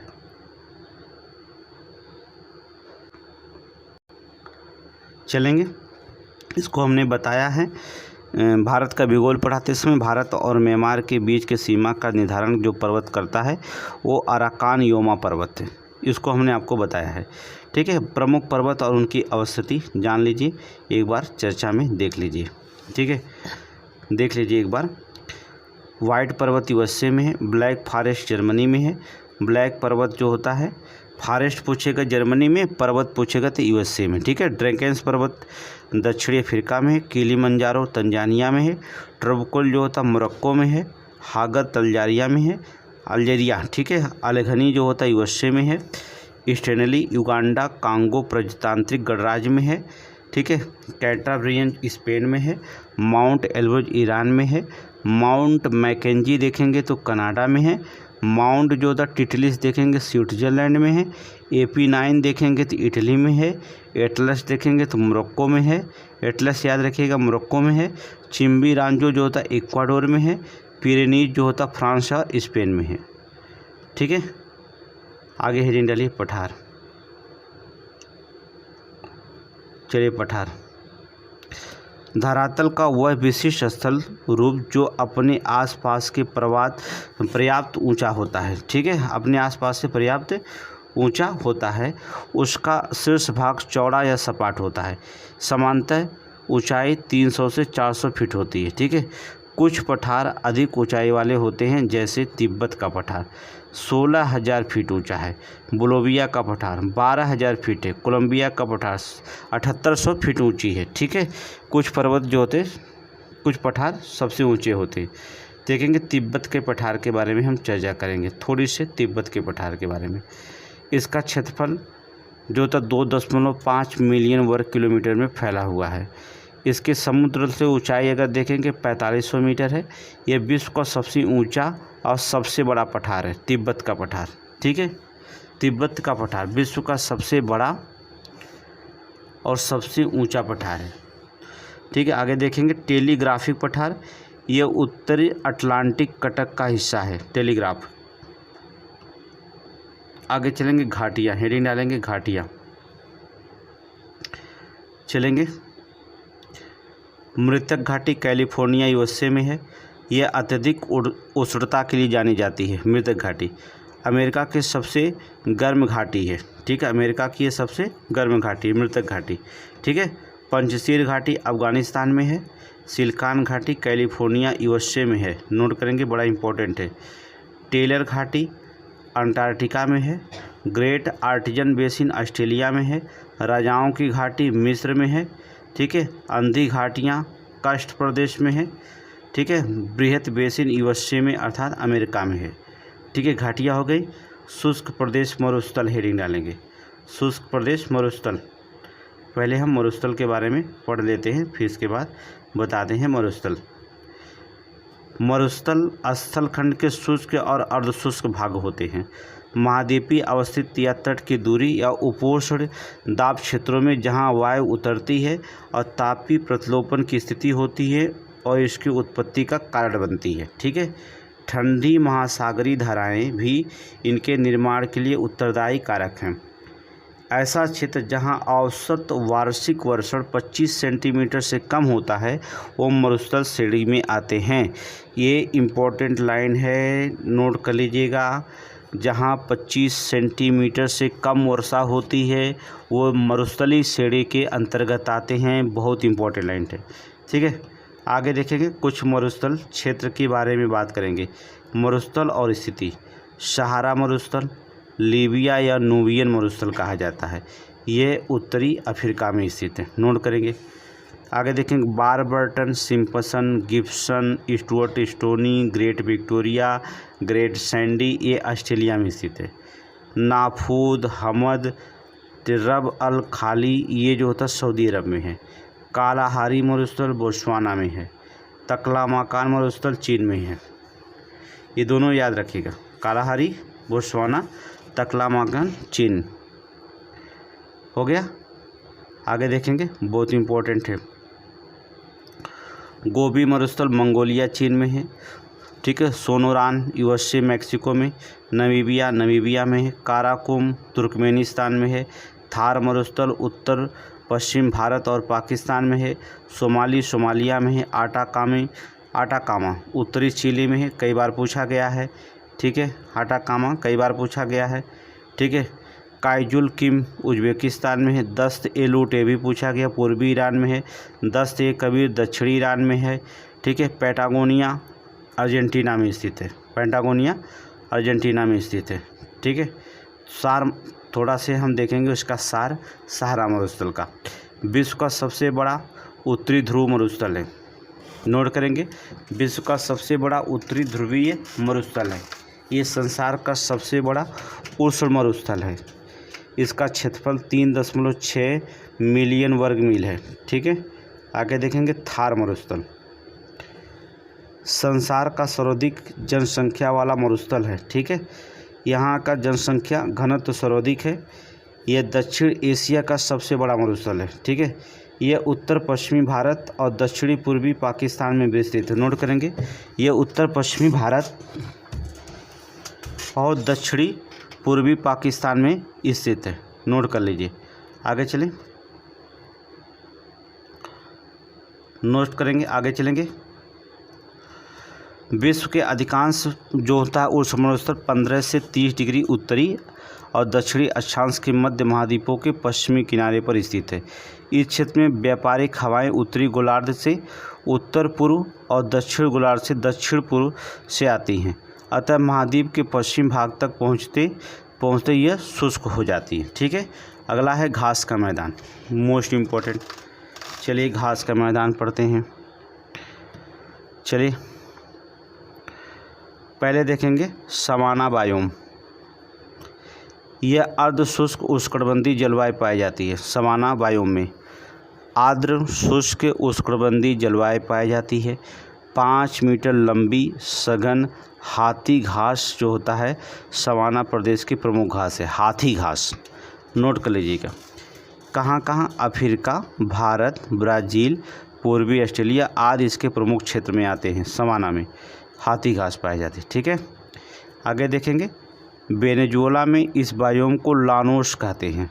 वेनेजुएला में इस घास को हम क्या कहते हैं? लानोस कहते हैं। यह प्रदेश बड़े बड़े शिकारों की भूमि है, अफ्रीकन सफारी के नाम से प्रसिद्ध है। ठीक है, इस बायोम में हाथी, तरियाई घोड़ा, जंगली भैंसा, हिरण, चीता, तेंदुआ, गीदड़, घड़ियाल, सांप, शुतुरमुर्ग आदि विभिन्न जंतुएं पाए जाते हैं सवाना बायोम में। ठीक है, घास के मैदान महाद्वीप में मिलाने के लिए आता है, इसको पढ़ लीजिएगा। ठीक है, प्रेरी घास के मैदान उत्तरी अमेरिका में, पंपास दक्षिणी अमेरिका या अर्जेंटीना में, स्टेपिज यूरोप में, लानोज दक्षिणी अमेरिका में। ठीक है, सवाना अफ्रीका में, कैंपास ब्राज़ील में, डाउन्स ऑस्ट्रेलिया में, बेल्ट अफ्रीका में, डाउन्स ऑस्ट्रेलिया में, कैंपास ब्राज़ील में पाया जाता है। ठीक है, नोट कर लीजिएगा। आगे चलेंगे। विश्व के देश, उनकी सीमाएं और संबंधित तथ्यों के बारे में चर्चा करेंगे। नोट करेंगे। ठीक है, चलिए। जनसंख्या के आधार पर विश्व का सबसे बड़ा देश चीन है। भारत की जनगणना के आंकड़े अभी भी विचाराधीन होने के कारण। ठीक है, क्षेत्रफल के आधार पर विश्व का सबसे बड़ा देश रूस है। ठीक है, आगे देखेंगे। क्षेत्रफल के अनुसार अवरोही क्रम में लगाएंगे। पहले रूस, फिर कनाडा, संयुक्त राज्य अमेरिका, चीन, ब्राज़ील, ऑस्ट्रेलिया, भारत और अर्जेंटीना है। भारत क्षेत्रफल के दृष्टि से विश्व का 7वां सबसे बड़ा देश है। ठीक है, अगर देखा जाए समुद्र तट की सर्वाधिक लंबाई वाला देश कनाडा, इंडोनेशिया और नॉर्वे है। भारत में गुजरात की तटरेखा सर्वाधिक लंबी है। ठीक है, भारत की तटरेखा की लंबाई देखेंगे 7,516 किलोमीटर है। ठीक है, आगे देखेंगे। भारत के साथ सर्वाधिक स्थलीय सीमा बांग्लादेश के साथ लगती है 4,096 किलोमीटर। ठीक है, अगला देखेंगे। नेक्स्ट, इजराइल के साथ सीमा साझा करने वाले देश, बहुत ही इम्पोर्टेंट है इजराइल के साथ। ठीक है, पहले इजराइल के बारे में कम पढ़ा जाता था, लेकिन अब इजराइल के बारे में ज़्यादा पढ़ना पड़ेगा क्योंकि पूछेगा ज़रूर। इजराइल के पश्चिम एशिया मध्य पूर्व का भूमध्य सागरीय तटीय देश है। इसकी पश्चिम सीमा भूमध्य सागर से, उत्तरी सीमा लेबनान से, पश्चिम सीमा भूमध्य सागर से लगती है। ठीक है, और उत्तरी सीमा लेबनान से, उत्तरी पूर्वी सीमा देखेंगे सीरिया और पूर्वी सीमा जॉर्डन से लगती है। दक्षिणी पश्चिमी सीमा जो होता है मिस्र से लगी हुई है। ठीक है, ये इजराइल का। आगे देखेंगे। ये फिलिस्तीन क्षेत्रों गाजा पट्टी से दक्षिण पश्चिम और वेस्ट बैंक से पूर्वी सीमा साझा करता है। गाजा पट्टी से दक्षिणी पश्चिमी हिस्सा और वेस्ट बैंक से पूर्वी सीमा साझा करता है। आगे चलेंगे। जाम्बिया देश चलेंगे। पहले हॉर्न ऑफ अफ्रीका बहुत ज़रूरी है, पढ़ लीजिए। हॉर्न और अफ्रीका में कौन है? इसे सोमालिया प्रायद्वीप भी कहा जाता है। हॉर्न ऑफ अफ्रीका, इसे सोमालिया प्रायद्वीप भी कहा जाता है। ये पूर्वी अफ्रीकी महाद्वीप से सींग के आकार का एक भाग है। इसमें मूलतः जिबूती, इथोपिया, इरिट्रिया, सोमालिया देश शामिल हैं। ठीक है, हॉर्न ऑफ अफ्रीका में कौन कौन से देश हैं? जिबूती, इथोपिया, इरिट्रिया, ठीक, इरिट्रिया और सोमालिया, 4 देश हैं। ये बहुत बार पूछा गया है। आगे देखेंगे, जाम्बिया देश, यह अफ्रीका महाद्वीप के दक्षिण में स्थित एक स्थल रुद्ध देश है। इसके उत्तर में कांगो लोकतांत्रिक गणराज्य है। इसके उत्तर पूर्व में तंजानिया, पूर्व में जो होता मलावी, दक्षिण पूर्व में जो होता मोजाम्बिक है, दक्षिण में जो होता जिम्बाब्वे एवं बोत्सवाना है, दक्षिणी पश्चिम में नामीबिया है और पश्चिम में अंगोला देश है। नोट करेंगे, पश्चिम में अंगोला देश स्थित है। आगे चलें, नेक्स्ट क्वेश्चन, आगे चलेंगे। नोट करेंगे, स्कैंडिनेवियन देश, प्रायद्वीप में नॉर्वे, स्वीडन और उत्तरी पश्चिमी फिनलैंड का कुछ भाग सम्मिलित है। नॉर्डिक देश कौन है? नॉर्डिक देश पूछा गया आपसे, पीसीएस में पूछा गया नॉर्डिक देश। Denmark, Norway, Sweden, Finland, Iceland संयुक्त रूप से नॉर्डिक देश कहलाते हैं। ठीक है, नॉर्डिक देश में कौन कहता है? डेनमार्क, नॉर्वे, स्वीडन, फिनलैंड और आइसलैंड संयुक्त रूप से नॉर्डिक देश कहलाते हैं। ठीक है, आगे देखेंगे, बाल्टिक या बाल्टिक सागर के तट से लगे देश, ये 9 देशों से घुरा हुआ है बाल्टिक, ठीक है, सागर से। डेनमार्क है, जर्मनी है, पोलैंड है, लिथुआनिया है, ठीक है, लिथुआनिया है, लताविया है, इस्टोनिया है, रूस है, फिनलैंड है और स्वीडन है। ठीक है, बाल्टिक सागर के तट से लगे हुए कौन कौन से देश हैं? सीमा लगाते हैं, नोट कर लीजिए। आगे चलें, नेक्स्ट क्वेश्चन, चलिए। अफ्रीकी महाद्वीप के प्रमुख देश देखेंगे, नाइजीरिया, इथोपिया, मिस्र, कांगो लोकतांत्रिक गणराज्य, दक्षिणी Africa, Tanzania, Sudan, Kenya, Morocco, Algeria, Uganda, Ghana, Mozambique, Madagascar, Cameroon, Angola, Malawi, Niger, Zambia और रवांडा, चाड, सोमालिया, कुल 54 देश हैं। अफ्रीकी महाद्वीप में कितने देश हैं? 54 देश हैं। ये तो मोस्ट इम्पॉर्टेंट देश बता दिए। 54 देश कौन पढ़ेगा? आप पढ़ लीजिएगा।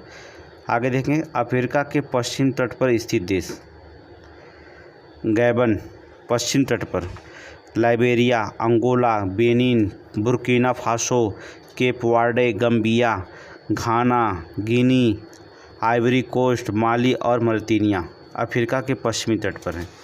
ठीक है, आगे देखेंगे, इंडोनेशिया के साथ सीमा साझा करने वाले देश, दक्षिण पूर्व एशिया देशों को इंडोनेशिया में 17,000 से अधिक द्वीप हैं, याद रखिएगा। ये प्रशांत महासागर क्षेत्र के रिंग ऑफ फायर पर स्थित है। यहाँ पर काफ़ी संख्या में ज्वालामुखी यहाँ निम्न देशों के साथ सीमा साझा करता है। ठीक है, देखेंगे कौन कौन से देश से साझा करता है। मलेशिया से, पापुआ न्यू गिनी से, पूर्वी तिमोर से, ऑस्ट्रेलिया से, भारत से, फिलीपींस से, सिंगापुर से, थाईलैंड से और वियतनाम से। इन देशों के साथ सीमा अपना साझा करता है। आगे हेडिंग डालेंगे, प्रमुख क्षेत्र और देश। मार्टिनिक क्षेत्र फ्रांस के अधिकार में है। सांता क्रूज स्पेन के अधीन क्षेत्र है। ग्रीनलैंड डेनमार्क के अधीन क्षेत्र है। क्रिसमस द्वीप ऑस्ट्रेलिया के अधीन क्षेत्र है। एल्यूसियन द्वीप यूएसए के अधीन है। बियर द्वीप नॉर्वे के है। फ्रेज जोसेफ लैंड और रूस के अधीन है। ठीक है, ये सभी प्रमुख देश हैं, किसके अधिकार में हैं। ठीक है, ये पर इसमें इम्पोर्टेंट क्वेश्चन होता है। आगे देखेंगे हम लोग आपका नेक्स्ट क्वेश्चन। ये क्वेश्चन पूछा गया, ग्रीनलैंड जो होता है डेनमार्क के अधिकार है। 1380 ईस्वी से है। यह राजनीतिक दृष्टि से यूरोप का भाग है। परंतु भौगोलिक दृष्टि से अमेरिका में स्थित है। ठीक है, भौगोलिक दृष्टि से अमेरिका में स्थित है, लेकिन राजनीतिक दृष्टि से यूरोप का भाग है। लाइबेरिया एक स्थलरुद्ध देश नहीं है, यह अटलांटिक महासागर तट से लगा हुआ है। ठीक है, लाइबेरिया नोट करेंगे। लाओस देखेंगे। लाओस जो होता है स्थलरुद्ध देश है, ये दक्षिण पूर्व एशिया का देश है। लाओस। बोलिविया एक स्थलरुद्ध देश है, ये दक्षिण अमेरिका में स्थित है। ठीक है, दक्षिण एशिया का अफगानिस्तान देश स्थलरुद्ध देश है। दक्षिण एशिया का अफगानिस्तान देश स्थलरुद्ध देश है, ये क्वेश्चन पूछा गया है। इसकी सीमा ईरान, पाकिस्तान, भारत, चीन, तजाकिस्तान, उज्बेकिस्तान और तुर्कमेनिस्तान से घिरी हुई है। ठीक है, इसकी समुद्र सीमा नहीं किसी से, इसलिए इसे स्थलरुद्ध देश कहा जाता है। ठीक है, आगे देखेंगे। हंगरी एक स्थलरुद्ध देश है, इसकी सीमाएं Austria, Slovenia, Croatia, Serbia, Romania, Ukraine और स्लोवाकिया से घिरी है। ठीक है, स्विट्जरलैंड भी जो होता है एक स्थलरुद्ध देश है, इसकी सीमाएं फ्रांस, इटली, ऑस्ट्रिया, ठीक है, लिechtenstein और जर्मनी से घिरी हुई है स्विट्जरलैंड की स्थलरुद्ध देश। आगे चलेंगे। दक्षिणी सूडान एक स्थलरुद्ध देश है, ये सूडान, इथियोपिया, सेंट्रल अफ्रीकन गणराज्य, केन्या, युगांडा से घिरा है। यहाँ की मुख्य नदी वाइट नील है। नोट करेंगे, यहाँ की मुख्य नदी कौन से? वाइट नील है। ठीक है, रियो ग्रांडे नदी मैक्सिको और संयुक्त राज्य अमेरिका के मध्य सीमा बनाती है। रियो ग्रांडे नदी, ठीक है, किसके? मैक्सिको और संयुक्त राज्य अमेरिका के मध्य की सीमा कौन नदी बनाती है? रियो ग्रांडे नदी। नोट करेंगे। आगे चलिए कुछ देश और राजधानियाँ नोट करिएगा। म्यांमार की राजधानी नेपच्यती, Cambodia Phnom Penh, Vietnam Hanoi, ठीक है, लाओसो को वियंतियन, ठीक है, घाना का अक्रा, केन्या का नैरोबी, ठीक है, केन्या का नैरोबी, नामीबिया की राजधानी विंडहोक, नाइजीरिया की अबूजा, मोरक्को की रबात, जाम्बिया की राजधानी लुसाका, जॉर्डन की अम्मान, यमन की राजधानी सना, ठीक है, सना। आगे देखेंगे। किर्गिस्तान की राजधानी बिश्केक, तजाकिस्तान की दुशांबे, मंगोलिया की उलानबटोर, बुल्गारिया की सोफिया, जॉर्जिया की त्बिलिसी, आइसलैंड की रेकजविक, नॉर्वे की राजधानी ओस्लो, ठीक है, ओस्लो। आगे देखेंगे। लेबनान की राजधानी बेरूत, साइप्रस की राजधानी निकोसिया, तुर्की की राजधानी अंकारा, यूक्रेन की राजधानी कीव, चीन की राजधानी बीजिंग, कनाडा की ओटावा कनाडा की, ठीक है, ऑस्ट्रेलिया की कैनबरा, ठीक है, रूस की राजधानी मॉस्को, फिनलैंड की राजधानी हेलसिंकी, ठीक है, हेलसिंकी। आगे देखेंगे कुछ और देश हैं, उनकी भी राजधानियाँ पढ़ लीजिए क्योंकि बहुत इंपॉर्टेंट है। मॉरिशस की राजधानी पोर्ट लुइस, डोमिनिका की राजधानी रोसोऊ, एंटीगुआ की सेंट जॉन्स, फिलिस्तीन की राजधानी रमल्ला, कोसोवा की राजधानी प्रिस्टीना, बुरुंडी की राजधानी बुजुम्बुरा, कजाकिस्तान की राजधानी अस्थाना। देखिए जो पूछा जाता वही शामिल किया गया है।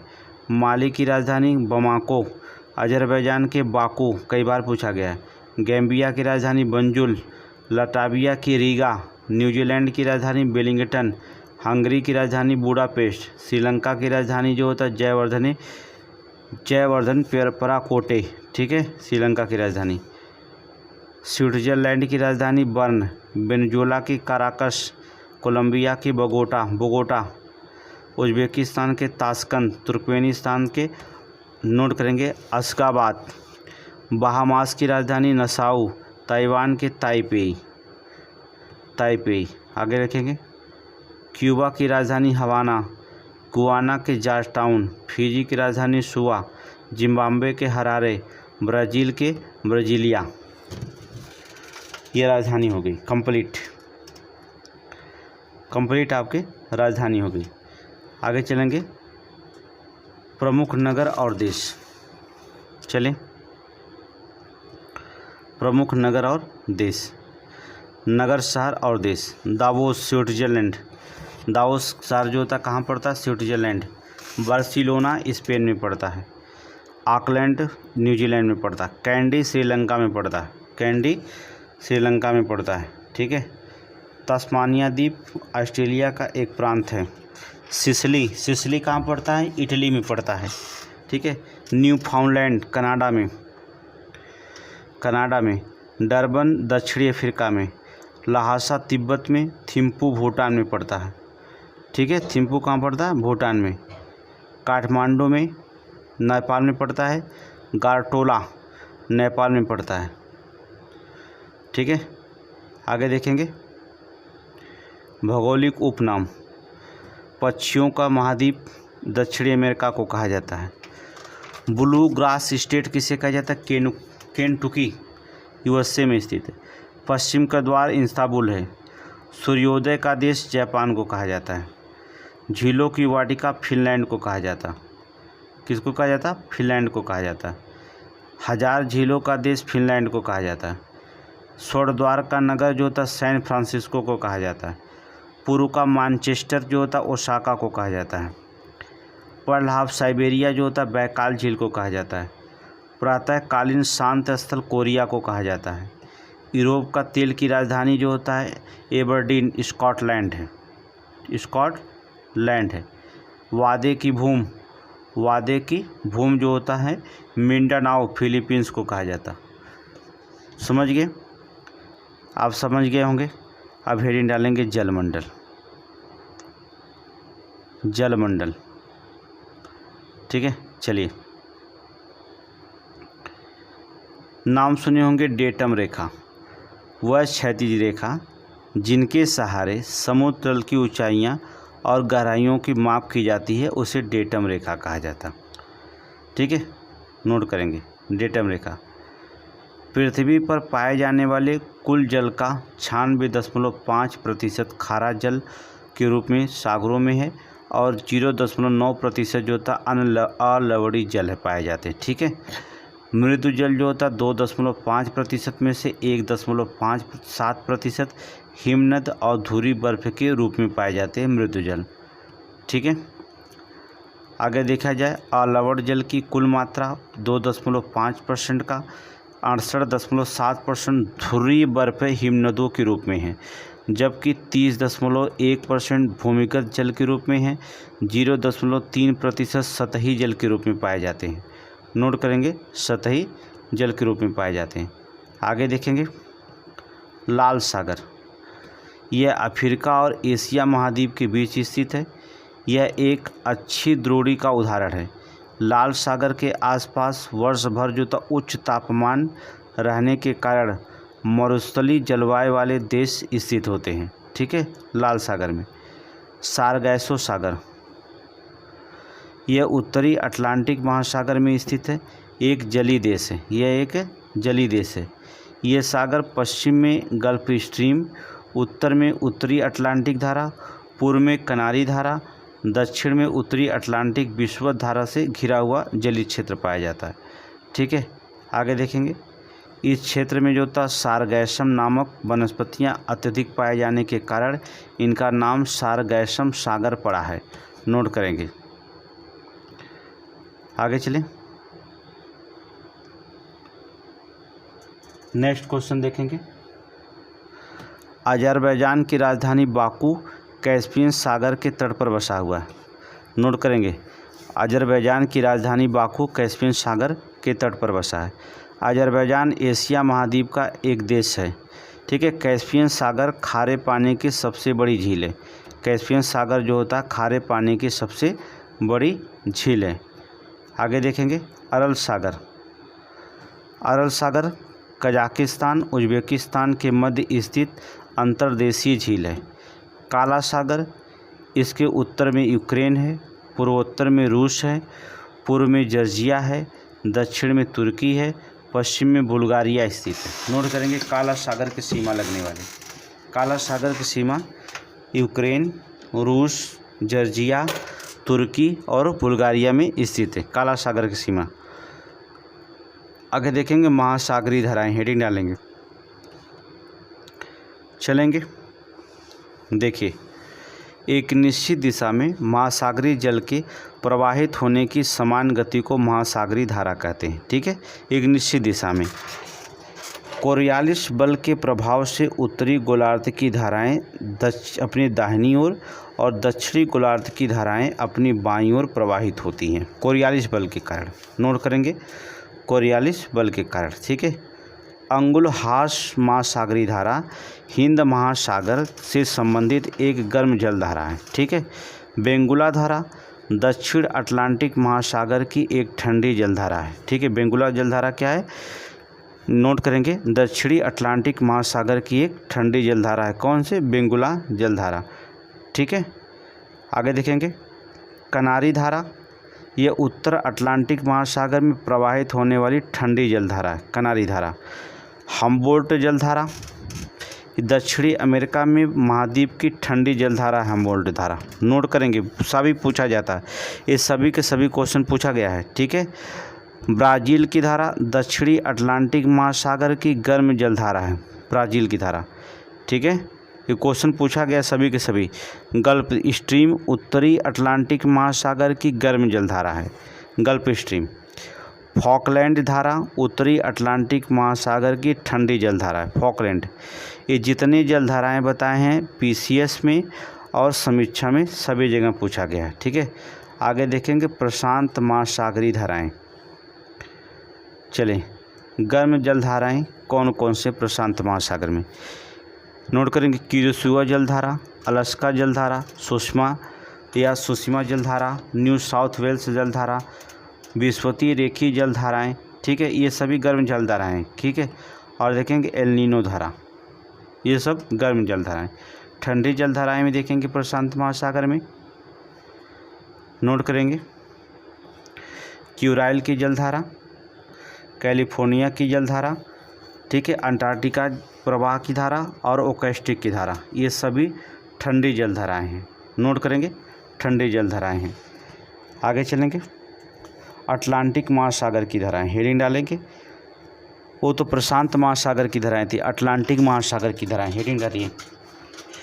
अटलांटिक महासागर की धाराएं, पहले गर्म जलधाराएं देखेंगे। ठीक है, दोनों एक साथ देख लीजिए। अटलांटिक महासागर की धाराएं, गर्म जलधारा में देखेंगे फ्लोरिडा की धारा, नॉर्वे की धारा और एंटीलीज की धारा, ये अटलांटिक महासागर की धाराएं हैं। ठंडे जलधारा में देखेंगे कनारी जलधारा, बेंगुला की धारा, लेब्राडोर की धारा, रेनेल की धारा, पूर्वी ग्रीनलैंड की धारा, फॉकलैंड की धारा और सुमिंगर की धारा, ये सभी के सभी जो होते हैं ठंडी जलधाराएं हैं। आगे चलेंगे, सागरीय लवणता की बात करते हैं। चलिए, यहाँ से भी क्वेश्चन पूछा जाता है, कुछ भी छोड़ना नहीं है। ठीक है, विश्व का भूगोल समाप्त करेंगे, भले 2 घंटे क्लास चलेंगे तो क्या।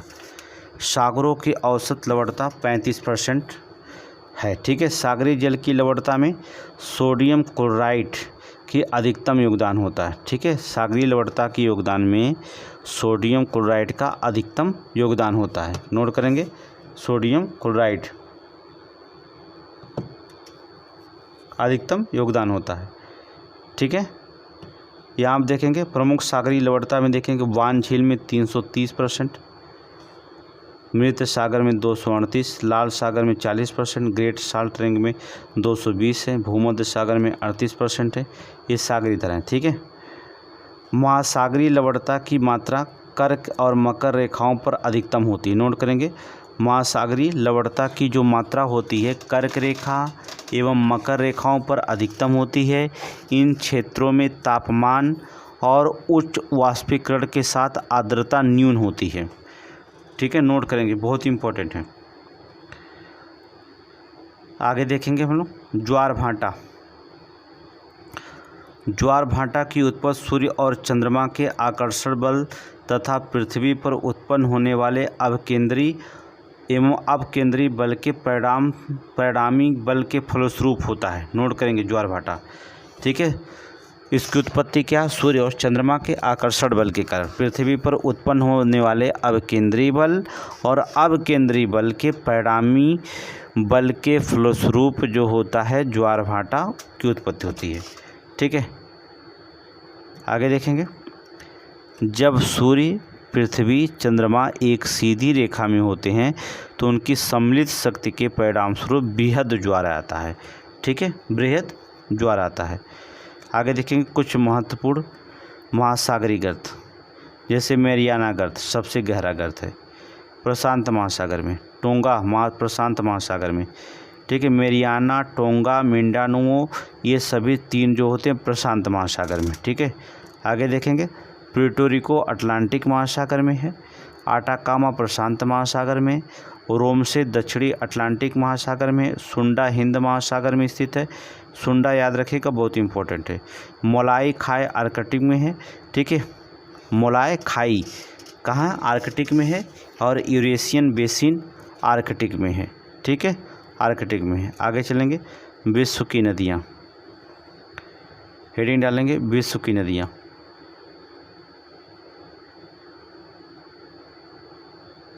विश्व की नदियाँ चलेंगे।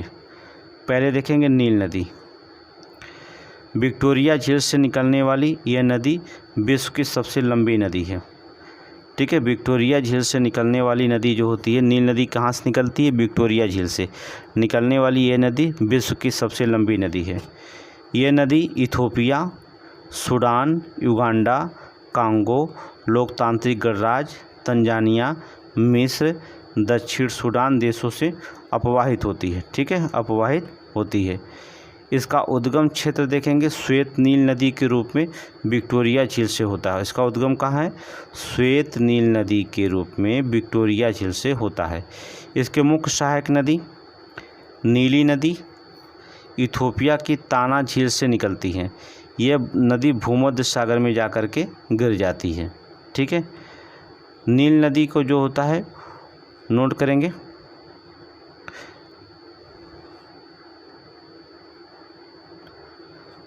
नील नदी को जो होता उपजाऊ मिट्टी और पर्याप्त जल स्रोत के कारण मिस्र की अधिकांश आबादी लाभान्वित होती। किससे? नील नदी से किसकी आबादी? मिस्र की जो होता है लाभान्वित। इसी कारण नील नदी को मिस्र का वरदान कहते हैं। ठीक है, इसी कारण क्या कहते हैं? मिस्र को जो होता है नील नदी का वरदान कहा जाता है। आगे देखेंगे राइन नदी। यह यूरोप का सबसे व्यस्तम और आंतरिक जल परिवहन मार्ग है। इसे कोयली नदी भी कहा जाता है। ठीक है, कोयली नदी भी कहा जाता है। ठीक है, यह मुख्यतः पश्चिमी जर्मनी की औद्योगिक गतिविधियों के लिए महत्वपूर्ण जलमार्ग है। नीदरलैंड का रॉटरडैम बंदरगाह इसी नदी पर स्थित है। नोट करेंगे, राइन नदी पर है। नीदरलैंड का रॉटरडैम बंदरगाह इसी अर्थात राइन नदी पर स्थित है। ठीक है, स्विस अल्प्स पर्वत क्षेत्र से निकलने वाली यह नदी भ्रंश घाटी से प्रवाहित होती उत्तरी सागर में मिल जाती हैं। उत्तरी सागर में मिल जाती कहाँ से निकलती हैं? स्विस अल्प्स पर्वत क्षेत्र से निकलती हैं राइन नदियाँ। ठीक है, बहुत ही इंपॉर्टेंट क्वेश्चन है। आगे देखेंगे। कांगो नदी या जायरे नदी अफ्रीकी महाद्वीप की सबसे प्रमुख नदी है। ये नदी विषुवत रेखा को 2 बार काटती है। कांगो और जायरे नदियाँ। ठीक है, ये अफ्रीकी महाद्वीप को एक प्रमुख नदी है। ये विषुवत रेखा को 2 बार काटती है। नोट करेंगे, 2 बार काटती है। ठीक है, आगे देखेंगे। नेक्स्ट नदी, बहुत सारी नदियों के बारे में मेकांग नदी की चर्चा कर लेते हैं। ये दक्षिण पूर्व एशिया की सबसे लंबी नदी है। ये नदी तिब्बत के पठार से निकलती है तथा 4909 किलोमीटर प्रवाहित होकर दक्षिणी चीन सागर में गिर जाती है। ठीक है, ये नदी जो होता है 6 देशों से होकर गुजरती है। देखेंगे 6 देश कौन कौन से हैं। ठीक है, चीन, Myanmar, Laos, Thailand, Cambodia, Vietnam से होकर प्रवाहित होती है। ठीक है, 6 देश हैं। नोट करेंगे।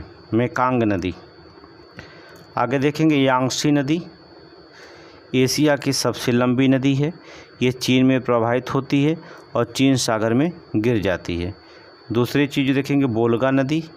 वोल्गा नदी जो होता बल्दाई की पहाड़ियों से निकलने वाली ये नदी कैस्पियन सागर में गिरती है।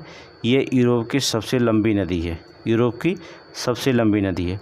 लिम्पोपो नदी अफ्रीकी महाद्वीप की ये नदी मकर रेखा को 2 बार काटती है। लिम्पोपो मकर रेखा को 2 बार काटती है, ठीक है। आगे देखेंगे महाबेली गंगा श्रीलंका की सबसे लंबी नदी। यह नदी जो था उत्तर पूर्व की ओर बहते हुए श्रीलंका के पूर्वी तट पर कोडियार खाड़ी अर्थात बंगाल की खाड़ी में मिल जाती है। श्रीलंका आरी अपवाह तंत्र का उदाहरण प्रस्तुत करता है। नोट कर लीजिए। रियो ग्रांडे नदी यह संयुक्त राज्य अमेरिका की तथा मैक्सिको के बीच की सीमा बनाती है। यह संयुक्त राज्य अमेरिका और मैक्सिको के बीच की सीमा बनाती है। रियो ग्रांडे नदी। अमेजन नदियाँ आयतन की दृष्टि से यह विश्व की सबसे बड़ी और लंबाई में विश्व की दूसरी सबसे, ठीक है, आयतन की दृष्टि से सबसे बड़ी अमेजन नदी है और लंबाई में दूसरी है। आगे चलें। डेन्यूब नदी जर्मनी के ब्लैक फॉरेस्ट, ठीक है, ब्लैक फॉरेस्ट पर्वत से निकलकर ये नदी काला सागर में गिरती है। नोट करेंगे, बहुत इंपॉर्टेंट है। जर्मनी के ब्लैक फॉरेस्ट से पर्वत से निकल कर के जो होता है ये नदी काला सागर में गिरती है। नाइजर नदी ये नदी गिनी की खाड़ी में गिरती है, ठीक है। मिसिसिपी नदी ये नदी जो था मैक्सिको की खाड़ी में पक्षी के पंजे के आकृति वाली डेल्टा बनाती है। नोट करेंगे मिसिसिपी नदी, ये नदी मैक्सिको की खाड़ी, अब नाम चेंज हो गया, अमेरिका की खाड़ी हो गया। मैक्सिको की खाड़ी को अमेरिका की खाड़ी कहा जाएगा, ठीक है। पक्षी के पंजे के आकृति वाली डेल्टा बनाती है। नोट कर लीजिए, ठीक है, डेल्टा बनाती है। अब हेडिंग डालेंगे नदियों के किनारे स्थित प्रमुख शहर। ये भी आया था, मिलान करने के लिए भी आया था। वियना ऑस्ट्रिया डेन्यूब नदी पर। बसरा इराक जिसे कहा जाता है सत अल अरब नदी पर, ठीक है।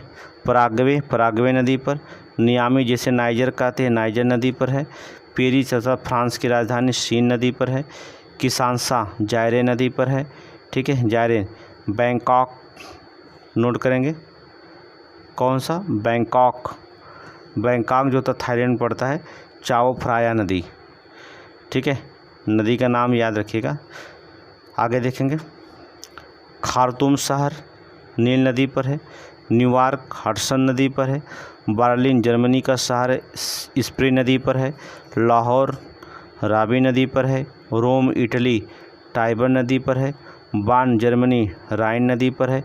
कायरो मिस्र अर्थात नील नदी पर है, ठीक है। नील नदी का वरदान मिस्र को कहा जाता है। हैम्बर्ग एल्ब नदी पर है।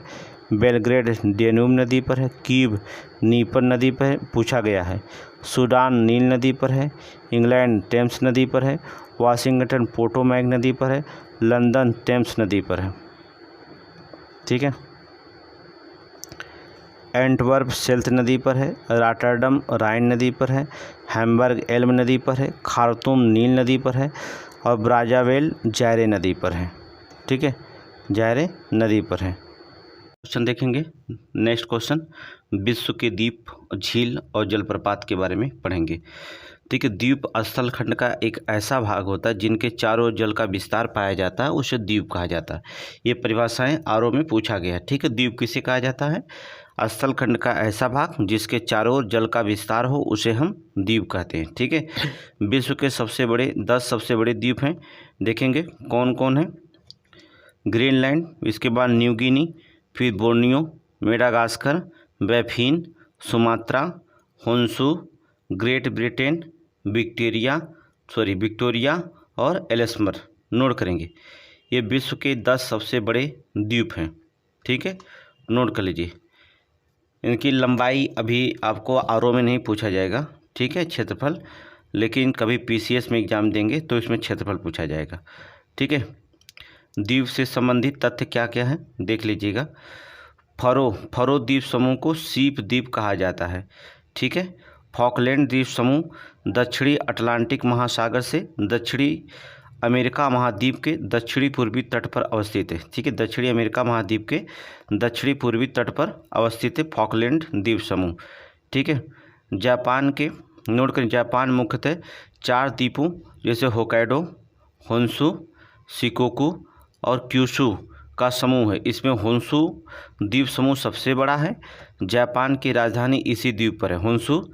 ठीक है, होन्शु द्वीप समूह पे सबसे बड़ा है, जापान की जो राजधानी इसी पर है। तो होक्काइडो, ठीक है, होन्शु, शिकोकू और क्यूशू द्वीप समूह नोट करेंगे, बहुत इंपॉर्टेंट है। आगे देखेंगे चागोस।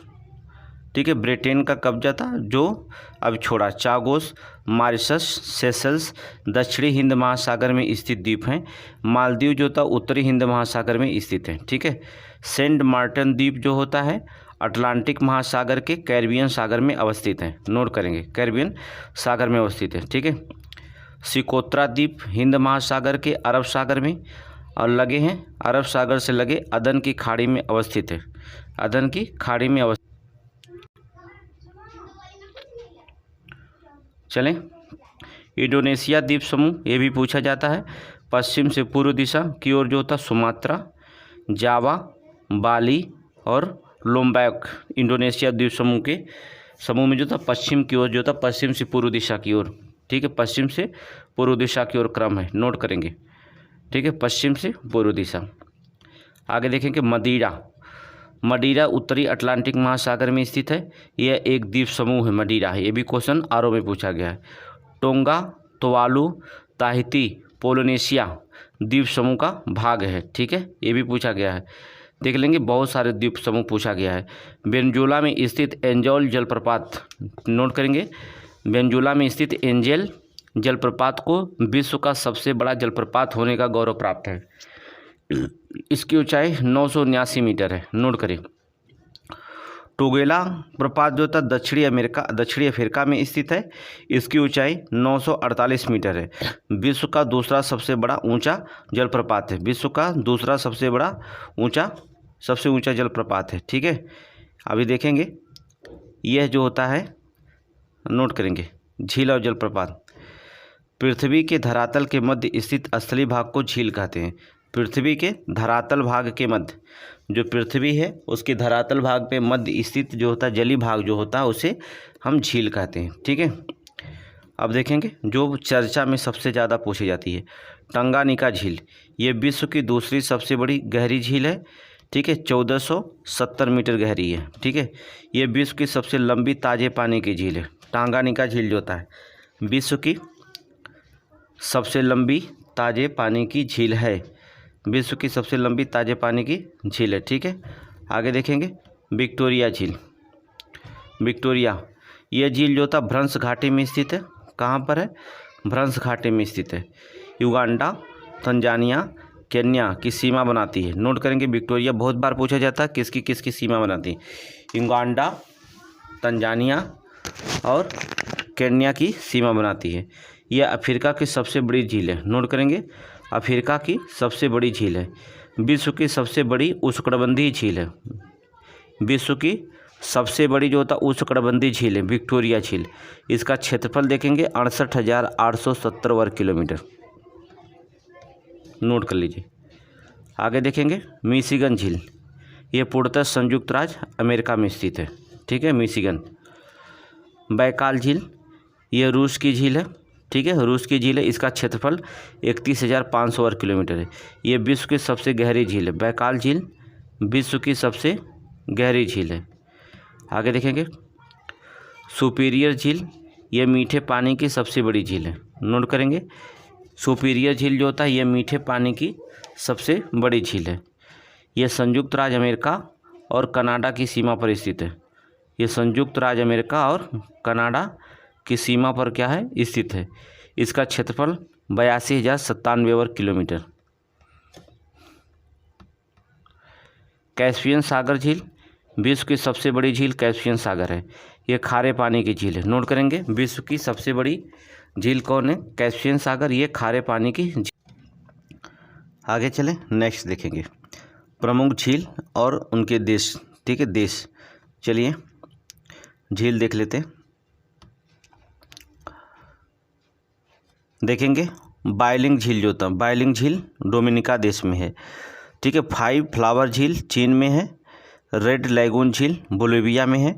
ग्रेट स्लेव झील कनाडा में, ये कई बार पूछा गया, ग्रेट स्लेव झील कई बार पूछा गया, ठीक है। बलकास झील कजाकिस्तान में है, कजाकिस्तान है, ठीक, कजाकिस्तान। टीटीकाका झील ये भी पूछा गया, बोलिविया और पेरू में कई बार पूछा गया है। उर्मिया झील जो होता है ईरान में है। रेंडियर झील कनाडा में है, ठीक है। अथावस्का झील कनाडा में है। ये बहुत इंपॉर्टेंट झील है, ठीक है। ये जो एग्जाम में पूछे जाते हैं, जो आपको कन्फ्यूजन करते हैं, वो झील है, ठीक है। झील तो बहुत हज़ारों झील है, ठीक है। फिनलैंड को जो होता है झीलों का देश कहा जाता है, ठीक है। लेकिन झील का अगर फिनलैंड में झील पढ़ेंगे तो वहाँ हज़ारों झील है, कौन सा झील याद करेंगे। लेकिन वो एग्जामिनर जानता है, क्वेश्चन वही से पूछता है जो सबसे विख्यात होते हैं, तो यहाँ पर ये झीलें नोट कर लेंगे। आगे चलें, विश्व की जल संधियाँ, नहरें और बांध चलेंगे। देखिए, चलिए जल संधियाँ देख लेते हैं, ठीक है। मलक्का जल संधि अंडमान सागर दक्षिणी चीन सागर को जोड़ता है, इंडोनेशिया और मलेशिया में स्थित है। पाक जल संधियाँ, पाक की खाड़ी और बंगाल की खाड़ी, ये तो क्वेश्चन कई बार पूछा गया है, ठीक है, भारत और श्रीलंका के बीच में। सुंडा जल संधियाँ जावा सागर और हिंद महासागर, इंडोनेशिया में स्थित है। कूक जल संधियाँ दक्षिणी प्रशांत महासागर में है, न्यूजीलैंड में है, ठीक है। मोजाम्बिक जल संधियाँ हिंद महासागर में, मोजाम्बिक जल संधियाँ, मोजाम्बिक और मालागासी, ये कई बार पूछा गया है, ठीक है, बहुत इंपॉर्टेंट क्वेश्चन है, पूछा जाता है। नॉर्थ जल संधियाँ आयरिश सागर और अटलांटिक सागर में, आयरलैंड और इंग्लैंड में है। बास जल संधियाँ तस्मान सागर और दक्षिणी सागर, ऑस्ट्रेलिया में स्थित है। बेरिंग जल संधियाँ बेरिंग सागर और चुकची सागर में, अथा अलास्का और रूस में स्थित है। डेविस जल संधियाँ बैफिन की खाड़ी और अटलांटिक महासागर में स्थित है, ये ग्रीनलैंड एवं कनाडा में स्थित है। डेनमार्क की जल संधियाँ उत्तरी अटलांटिक और आर्कटिक महासागर में है, ग्रीनलैंड और आइसलैंड में है। डोबर जल संधियाँ इंग्लिश चैनल एवं उत्तरी सागर में है, इंग्लैंड और फ्रांस में है। फ्लोरिडा की जल संधियाँ मैक्सिको की खाड़ी और अटलांटिक महासागर में है, यूएसए और क्यूबा में है, नोट करेंगे, यूएसए और क्यूबा में है। हरमुज जल संधियाँ फारस की खाड़ी और ओमान की खाड़ी, कई बार पूछा गया है, ओमान और ईरान में है। हडसन जल संधियाँ ये भी पूछा गया है, हडसन की खाड़ी और अटलांटिक महासागर, कनाडा में है। जिब्राल्टर जल संधियाँ भूमध्य सागर और अटलांटिक महासागर, स्पेन मोरक्को में है। मैगलन प्रशांत और दक्षिण अटलांटिक महासागर चिली में है, नोट करेंगे, चिली में है। आगे चले, नेक्स्ट क्वेश्चन देखेंगे। प्रमुख खाड़ियाँ देखेंगे, प्रमुख खाड़ियों के बारे में देखिए, ये भी इम्पोर्टेंट है। फारस की खाड़ी के तटीय देश कौन कौन है? फारस की खाड़ी के किनारे ईरान, इराक, कुवैत, सऊदी अरब, कतर, बहरीन और संयुक्त अमीरात, ये फारस के खाड़ी में तटीय देश हैं। बोथनिया की खाड़ी में स्वीडन और फिनलैंड के मध्य स्थित है, बोथनिया की खाड़ी। आगे देखेंगे बैफिन की खाड़ी की, देखेंगे कनाडा और ग्रीनलैंड के बीच में है, कनाडा और ग्रीनलैंड के में बैफिन की खाड़ी, ठीक है। कारपेंटेरिया की खाड़ी ऑस्ट्रेलिया में है। टोक्विन की खाड़ी, टोक्विन की खाड़ी वियतनाम और चीन के मध्य, वियतनाम और चीन के मध्य टोक्विन की खाड़ी है, ठीक है। आगे देखेंगे प्रमुख नदियां और उन पे बने बांध चलेंगे। कोलिडो पर हुबर बांध, दामोदर पर पंचेत बांध हिल, नील पर असवान बांध, जम्बेजी नदी पर करीबा बांध, बहुत इंपॉर्टेंट है, ये सारे मिलान करने के लिए आएगा। ब्रह्मपुत्र पर जांगमऊ अर्थात चीन का बांध बना हुआ है, ठीक है। कोलंबिया पर जो होता ग्रांड कुली बांध, टेनेसी पर नारिस बांध, बक्स पर नुरेक बांध, नोट कर लेंगे, ठीक है। आगे चलेंगे नहरें और बांध, स्वेज नहर की बात करते हैं, पहले स्वेज नहर पढ़ते हैं, ठीक है। ये विश्व की सबसे लंबी और कृत्रिम नहर है, नोट करेंगे, विश्व की सबसे लंबी और कृत्रिम नहर है। इसकी कुल लंबाई 193.30 किलोमीटर है। भूमध्य सागर लाल सागर को जोड़ने वाली नहर को 1819 में भूमध्य सागर और लाल सागर को जोड़ती है स्वेज नहर। 1869 में जो था जहाज़ों के आवागमन के लिए खोल दिया गया था, ठीक है। इसके उत्तरी सिरे पर पोर्ट सईद बंदरगाह है, उत्तरी सिरे पर देखेंगे पोर्ट सईद बंदरगाह है और दक्षिणी सिरे पर जो था स्वेज बंदरगाह है, ठीक है। उत्तरी पर पोर्ट सईद और दक्षिण पर स्वेज बंदरगाह है, नोट करेंगे, ठीक है। आगे देखेंगे ये विश्व का सबसे बड़ा पोतवा नहर है, ठीक है। इसके बनने से जो होता है यूरोप और एशिया के बीच की दूरी कम हो गई है, ठीक है। इनके बीच लगभग 7000 किलोमीटर की कमी आई है। आगे चलेंगे। सू नहर, ये नहर उत्तरी अमेरिका महाद्वीप की सुपीरियर और ह्यूरन झील को जोड़ती है। सू नहर जो होता है किसको, उत्तरी अमेरिका महाद्वीप को सुपीरियर और ह्यूरन झील को जोड़ती है, ठीक है। लुडविग्स नहर, ये दक्षिणी जर्मनी में आंतरिक जलमार्ग के रूप में प्रयोग की जाती है, ठीक है। अगला देखेंगे साल्ट सेंटनरी नहर, नोट करेंगे। ये नहर कनाडा में स्थित है। कहाँ पर, कनाडा में स्थित है। आगे देखेंगे बोल्गा डान नहर, ये रूस में स्थित है। ये बोल्गा और डान नदियों को जोड़ता है। सफ़ेद सागर नहर, ये रूस में स्थित है। ये सफ़ेद सागर और लेक ओनेगा को आपस में जोड़ता है, लेक ओनेगा को आपस में जोड़ता है। आगे चले नेक्स्ट का, झीलों का जो होता है उत्तर से दक्षिण दिशा में सही क्रम। लेक मंजला, लेक टिम्सा, ग्रेट बेटियर लेक और लिटिल बीटर, नोट कर लिटिल बीटर, ये झीलों का उत्तर से दक्षिण का सही क्रम है। आगे चलें, वायुमंडल के बारे में चर्चा करते हैं। वायुमंडल चलेंगे। वायुमंडल से क्वेश्चन क्या पूछा जाता है, वायुमंडल किसे कहा जाता है, परिभाषाएं सुस्पष्ट करिए। वायुमंडल पृथ्वी के चारों ओर वायु विस्तृत भंडार को कहते हैं, ठीक है। ये सौर विकिरण को लघु तरंगों को पृथ्वी के धरातल तक आने देता है, परंतु पार्थिव विकिरण को दीर्घ तरंगों को अवरोधक बनता है, ठीक है। वायुमंडल के संगठक सिर्फ याद करेंगे, सबसे मोस्ट इम्पॉर्टेंट है वायुमंडल के संगठक की बात करेंगे। चलेंगे वायुमंडल के संगठन। वायुमंडल में नाइट्रोजन गैस की सर्वाधिक मात्रा पाई जाती है, आपको पता 78.08%। इसके बाद ऑक्सीजन, फिर अन्य गैसें जैसे नियान, हीलियम, कार्बन डाइऑक्साइड, ओजोन और हाइड्रोजन पाए जाते हैं। वायुमंडल के नाइट्रोजन, ऑक्सीजन एवं आर्गन को अस्थायी गैस के श्रेणी में रखा जाता है, नोट करेंगे, बहुत इंपॉर्टेंट है, ठीक है। नाइट्रोजन, ऑक्सीजन और आर्गन को अस्थायी गैस की श्रेणी में रखा जाता है। आगे देखेंगे वायुमंडल की संरचना। वायुमंडल का विस्तार लगभग 10,000 किलोमीटर की ऊंचाई तक भी मिलता है, ठीक है। वायुमंडल का 99% सिर्फ 32 किलोमीटर तक जो होता सीमित है, नोट करेंगे। वायुमंडल के 4 परतें निम्न हैं, आपको पता है। क्षोभमंडल, ठीक है, ध्रुवों से जाएंगे तो 8 किलोमीटर और विषुवत रेखा पर जाएंगे तो 18 किलोमीटर तक ऊंचाई तक क्षोभमंडल पाया जाता है। इस मंडल में 165 मीटर की ऊंचाई पर 1 डिग्री सेल्सियस तापमान घटता है। वायुमंडल में होने वाली समस्त मौसमी गतिविधियाँ क्षोभमंडल से दिखती हैं। बादल का बनना, पेड़ पौधे, ये सारे चीज़ जो होती हैं, धूल आंधी, सब क्षोभमंडल में है। ये सबसे निचली सतह होती है। इसके बाद होता है समताप मंडल। इस मंडल में ओजोन गैस पाई जाती है। ओजोन परत समताप मंडल के निचले भाग में लगभग 10 से 15 किलोमीटर की ऊंचाई पर पाई जाती है, ठीक है। ओजोन को परत के रूप में जो होता है सकेंद्रण लगभग 15 से 35 किलोमीटर तक होता है। आगे चलेंगे, एक और मंडल तटेंगे, मध्यमंडल। इस मंडल की ऊंचाई 50 से 80 किलोमीटर तक होती है। मध्यमंडल के सीमा पर तापमान गिरकर -100 डिग्री सेल्सियस तक पहुंच जाता है। यह वायुमंडल का न्यूनतम तापमान पाया जाता है। -100 डिग्री तो न्यूनतम हो ही जाएगा। आयन मंडल, इसकी ऊंचाई 80 से 640 किलोमीटर के मध्य होती है। ये विद्युत आवेशित कण पाए जाते हैं, यही क्वेश्चन पूछा गया था, विद्युत आवेशित कण कहाँ पाए जाते हैं, ठीक है। आयन मंडल में ऊंचाई के साथ तापमान में वृद्धि होती है। इसी परत में विभिन्न आवृत्ति की रेडियो तरंगें भी परिवर्तित होती हैं। इस मंडल में उत्तरी ध्रुवीय प्रकाश और दक्षिणी ध्रुवीय प्रकाश पाया जाता है, नोट करेंगे, उत्तरी ध्रुवीय प्रकाश और दक्षिणी ध्रुवीय प्रकाश पाया जाता है। आगे चलेंगे, सूर्यताप और तापमान। सूर्य अंतरिक्ष में लगातार अपनी ऊष्मा का विकिरण करता रहता है, जिसे सौर विकिरण कहते हैं। ये तरंगें लघु तरंगों के रूप में पृथ्वी तक पहुंचती हैं और पृथ्वी तक पहुंचने वाली सौर विकिरण को हम सूर्यताप कहते हैं। पृथ्वी तक पहुंचने वाली सौर विकिरण को हम सूर्यताप कहा जाता है, ठीक है। समांतर भूमध्य रेखा से उच्च अक्षांशों और औसत तापक्रम कम होता जाता है।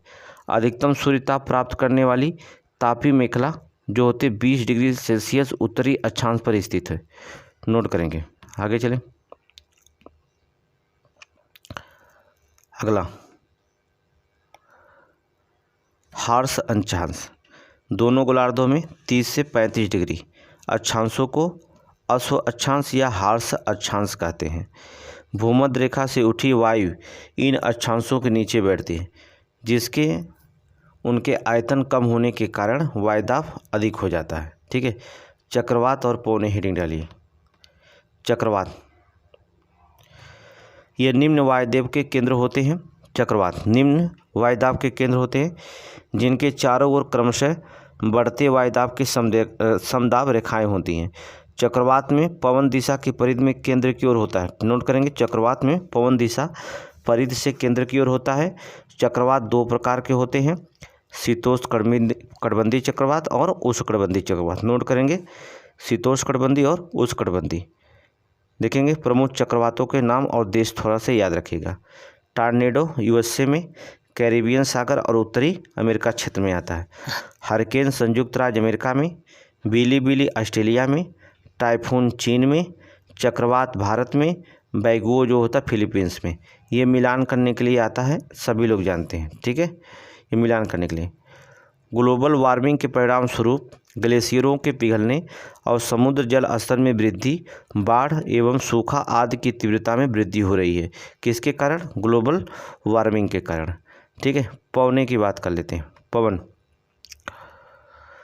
वायुदाब में क्षैतिज विषमताओं के कारण हवा उच्च दाब क्षेत्र से निम्न वायुदाब क्षेत्र की ओर बहती है। क्षैतिज रूप से गतिशील इस हवा को पवन कहते हैं। क्षैतिज रूप से गतिशील इस हवा को क्या कहते हैं? पवन कहते हैं। ठीक है। पवन और देश कौन कौन से? फान कहाँ है? स्विट्जरलैंड में, बोरा इटली में, मिस्टल राइन घाटी में, खमसीन मिस्र में, सिराको सिसिली माल्टा और स्पेन में, ब्लिजार्ड जो होता कनाडा, साइबेरिया और संयुक्त राज्य अमेरिका में। संयुक्त राज्य कहाँ? अमेरिका में। आगे चलेंगे। नार्वेस्टर्स भारत में, सेंटेना कैलिफोर्निया में, हबूब सूडान में, यामो जापान में, लेवेस स्पेन में, ब्रिकफिल्डर ऑस्ट्रेलिया में, ब्लैक रोलर उत्तरी अमेरिका में, शामल इराक, ईरान और अरब प्रायद्वीप में पाए जाते हैं। शामल पूछा गया था अगली बार। चिनूक संयुक्त राज्य अमेरिका और कनाडा में रॉकी पर्वतों के पूर्वी ढाल की तरफ पाए जाते हैं। चिनूक। आगे चलेंगे। नेक्स्ट, विश्व के वन चलेंगे। विश्व के वन में पहला उष्णकटिबंधीय सदाहरित वन। विषुवतीय प्रदेश और उष्णकटिबंधीय तटीय प्रदेशों में भारी वर्षा, उच्च तापमान की दशाओं में सघन, ऊंचे और विश्व में सर्वाधिक विविधतापूर्ण जैव संपदा वाले वन पाए जाते हैं। ठीक है, जैव संपदा वाले वन पाए जाते हैं। वृक्षों की सघनता के कारण धरातल तक प्रकाश नहीं पहुंच पाते। नोट करेंगे। वृक्षों की सघनता के कारण जो है धरातल तक प्रकाश नहीं पहुंच पाते। अमेजन बेसिन में, कांगो बेसिन, अफ्रीका का गिनी तट, जावा, सुमात्रा आदि में जो है इन वनों का प्रमुख क्षेत्र पाया जाता है। ठीक है। भूमध्य सागरीय वन, मध्य अक्षांशों में महाद्वीपों के पश्चिम भाग पर शीतकालीन वर्षा प्रदेशों में इस प्रकार के वन पाए जाते हैं। कहाँ? जो मध्य अक्षांश होते हैं, महाद्वीपों के पश्चिम भाग में चले जाएंगे तो शीतकालीन वर्षा प्रदेशों में इस प्रकार के वन पाए जाते हैं। भूमध्य सागरीय प्रदेश खट्टे फलों के लिए प्रसिद्ध है। किसके लिए? खट्टे फलों के लिए। आगे देखेंगे शंकुधारी वन। उत्तरी ध्रुवीय क्षेत्र के चारों ओर, उत्तरी जो ध्रुवीय क्षेत्र है उसके चारों ओर यूरोप, एशिया, उत्तरी अमेरिका महाद्वीप, कुछ अन्य भागों में उसे पर्वतों को इस प्रकार वन पाए जाते हैं। ठीक है, पर्वतों में इस प्रकार वन पाए जाते हैं। शंकुधारी वन, चीड़, देवदार, फर, हेमलॉक, स्प्रूस इन वनों की प्रमुख वृक्ष होती है शंकुधारी वन में। ठीक है। इन वनों को टैगा वन भी कहा जाता है। कौन सा? टैगा वन भी कहा जाता। आगे देखेंगे सेल्वा वन।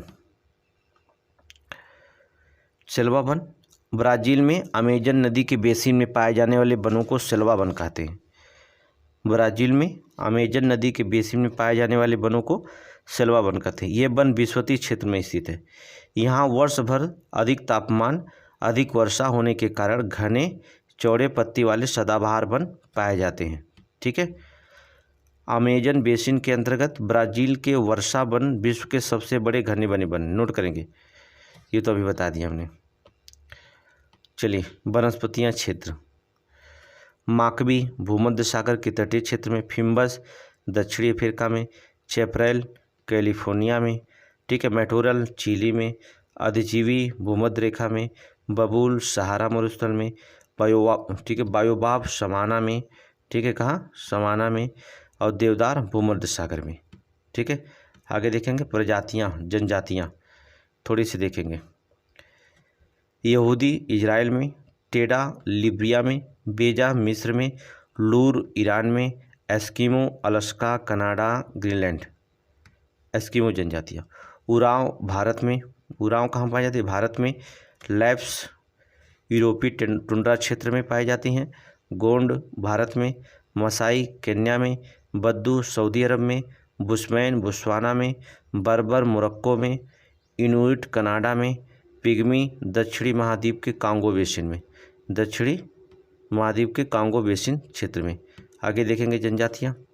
सेमांग मलेशिया में, बेद्दा श्रीलंका में, अंगामी नागालैंड में, इनू जापान में, किर्गिज मध्य एशिया में, लैप्स स्कैंडिनेविया में, कोरपाक रूस में, कहाँ? रूस में। ठीक है, आगे देखेंगे पुनान बोर्नियो में, रुवाला अरब मरुस्थल में, लैप्स स्वीडन और फिनलैंड में, मसाई केन्या में, फुलानी पश्चिमी अफ्रीका में, बंतू पूर्वी मध्य अफ्रीका में, मसाई पूर्वी अफ्रीका में, नूबा सूडान में। हो गया। आगे देखेंगे कृषि एवं पशुपालन। ठीक है, खाद्य एवं कृषि संगठन के सांख्यिकी विभाग के अनुसार विश्व में गेहूं चावल का शीर्ष उत्पादन देश चीन है। ये तो चीन है। ये चावल की कृषि के अंतर्गत सर्वाधिक क्षेत्र चीन, भारत, जापान, फिर फिलीपींस है। ठीक है, गेहूं उत्पादन में भी चीन है, फिर भारत, फिर रूस, फिर संयुक्त राज्य अमेरिका। चीन में संकर धान की खेती सर्वाधिक लोकप्रिय है। नोट करेंगे संकर धान की खेती। अंतर्राष्ट्रीय धान जीन बैंक, अंतर्राष्ट्रीय धान शोध संस्थान फिलीपींस में स्थापित है। नोट करेंगे अंतर्राष्ट्रीय धान जीन बैंक और अंतर्राष्ट्रीय धान शोध संस्थान, ये सभी फिलीपींस में स्थित हैं।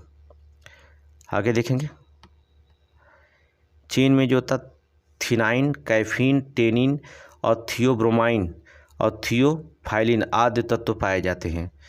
विश्व में प्रथम बार संयुक्त राज्य अमेरिका के कृषि वैज्ञानिक नॉर्मन ई बोरलाग ने मैक्सिको में उच्च किस्म के बीज विकसित किए थे। ठीक है, नॉर्मन बोरलाग ने जो था मैक्सिको में जो था उच्च किस्म बीज विकसित किए थे। कौन? नॉर्मन बोरलाग, कृषि वैज्ञानिक संयुक्त राज्य अमेरिका में।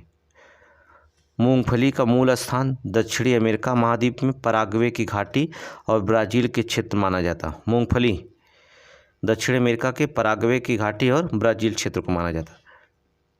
ब्राज़ील में फजेंडा एक प्रकार का बागान है जहाँ कहवा का उत्पादन किया जाता है। कहवा का उत्पादन किया जाता है।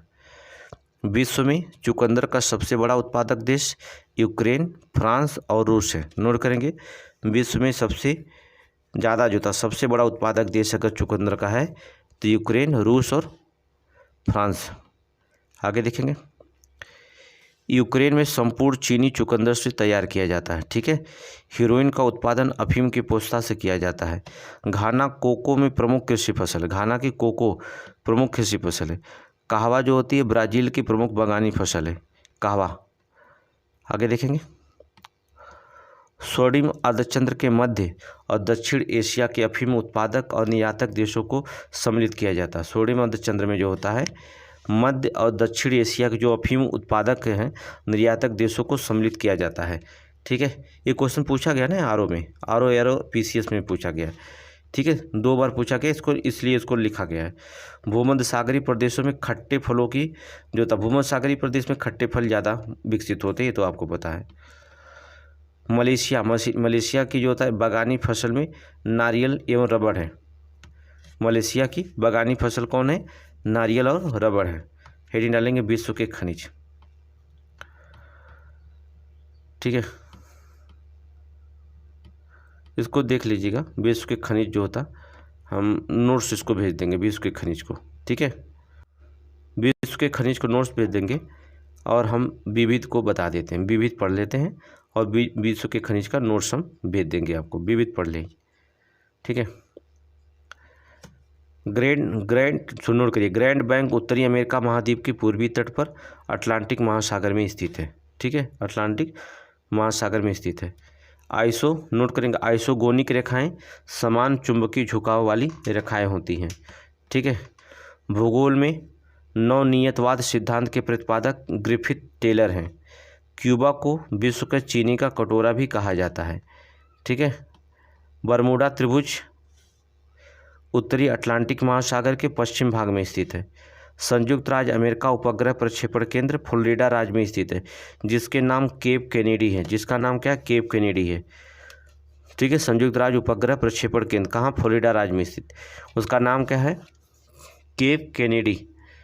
आगे चलेंगे। 3 प्रमुख शराब उत्पादक देश हैं, इटली, फ्रांस, स्पेन। नोट करेंगे, ये प्रमुख शराब उत्पादक देश हैं। आगे चलें। पेड़ की आयु के पता तथा उसके धड़ बलियों की संख्या की गणना करके लगाया जाता है, ठीक है।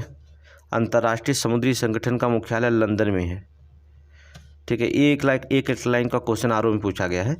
अंतर्राष्ट्रीय रेड क्रॉस सोसाइटी जिनेवा में है। चिर्नोबिल परमाणु आपदा यूक्रेन में घटित हुई थी। 40 कबीलों का देश है किर्गिस्तान। एड्रियाटिक सागर की रानी रोम को कहा जाता। एशिया का सबसे बड़ा स्वर्ण बाजार कहाँ लगता है? बीजिंग अर्थात चीन में। अमलैंड शब्द का अर्थ क्या होता है? नगर के आसपास का क्षेत्र को अमलैंड कहा जाता है। वर्तमान में ओपेक में कितने देश हैं? 13 सदस्य देश हैं, ठीक है। ये हो गया आपका पूरे के पूरे कंप्लीट हो गए आज। क्या? विश्व का भूगोल। विश्व का भूगोल ये हमने कंप्लीट, भारत का भूगोल पढ़ा दिया, विश्व का भूगोल पढ़ा दिया, ठीक है। ये पूरी तरह से कंप्लीट हो गए। अब आपकी जिम्मेदारी पढ़िए, ठीक है। चैनल पर नए हो तो सब्सक्राइब करिए, लेकिन लाइक और कमेंट जरूर करा करिए। हमने आप लोगों से रिक्वेस्ट किया कि लाइक और कमेंट करिए ज़रूर, ठीक है। ज़रूर कमेंट में बताइए कि मैटर कैसा है और मैटर गहरा करना चाहिए और भी मैटर क्या क्या चाहिए। सब आप कमेंट में नहीं बताएंगे तो फिर हम कैसे जान पाएंगे। तो लाइक और कमेंट ज़रूर करा करिए, ठीक है। Thank you.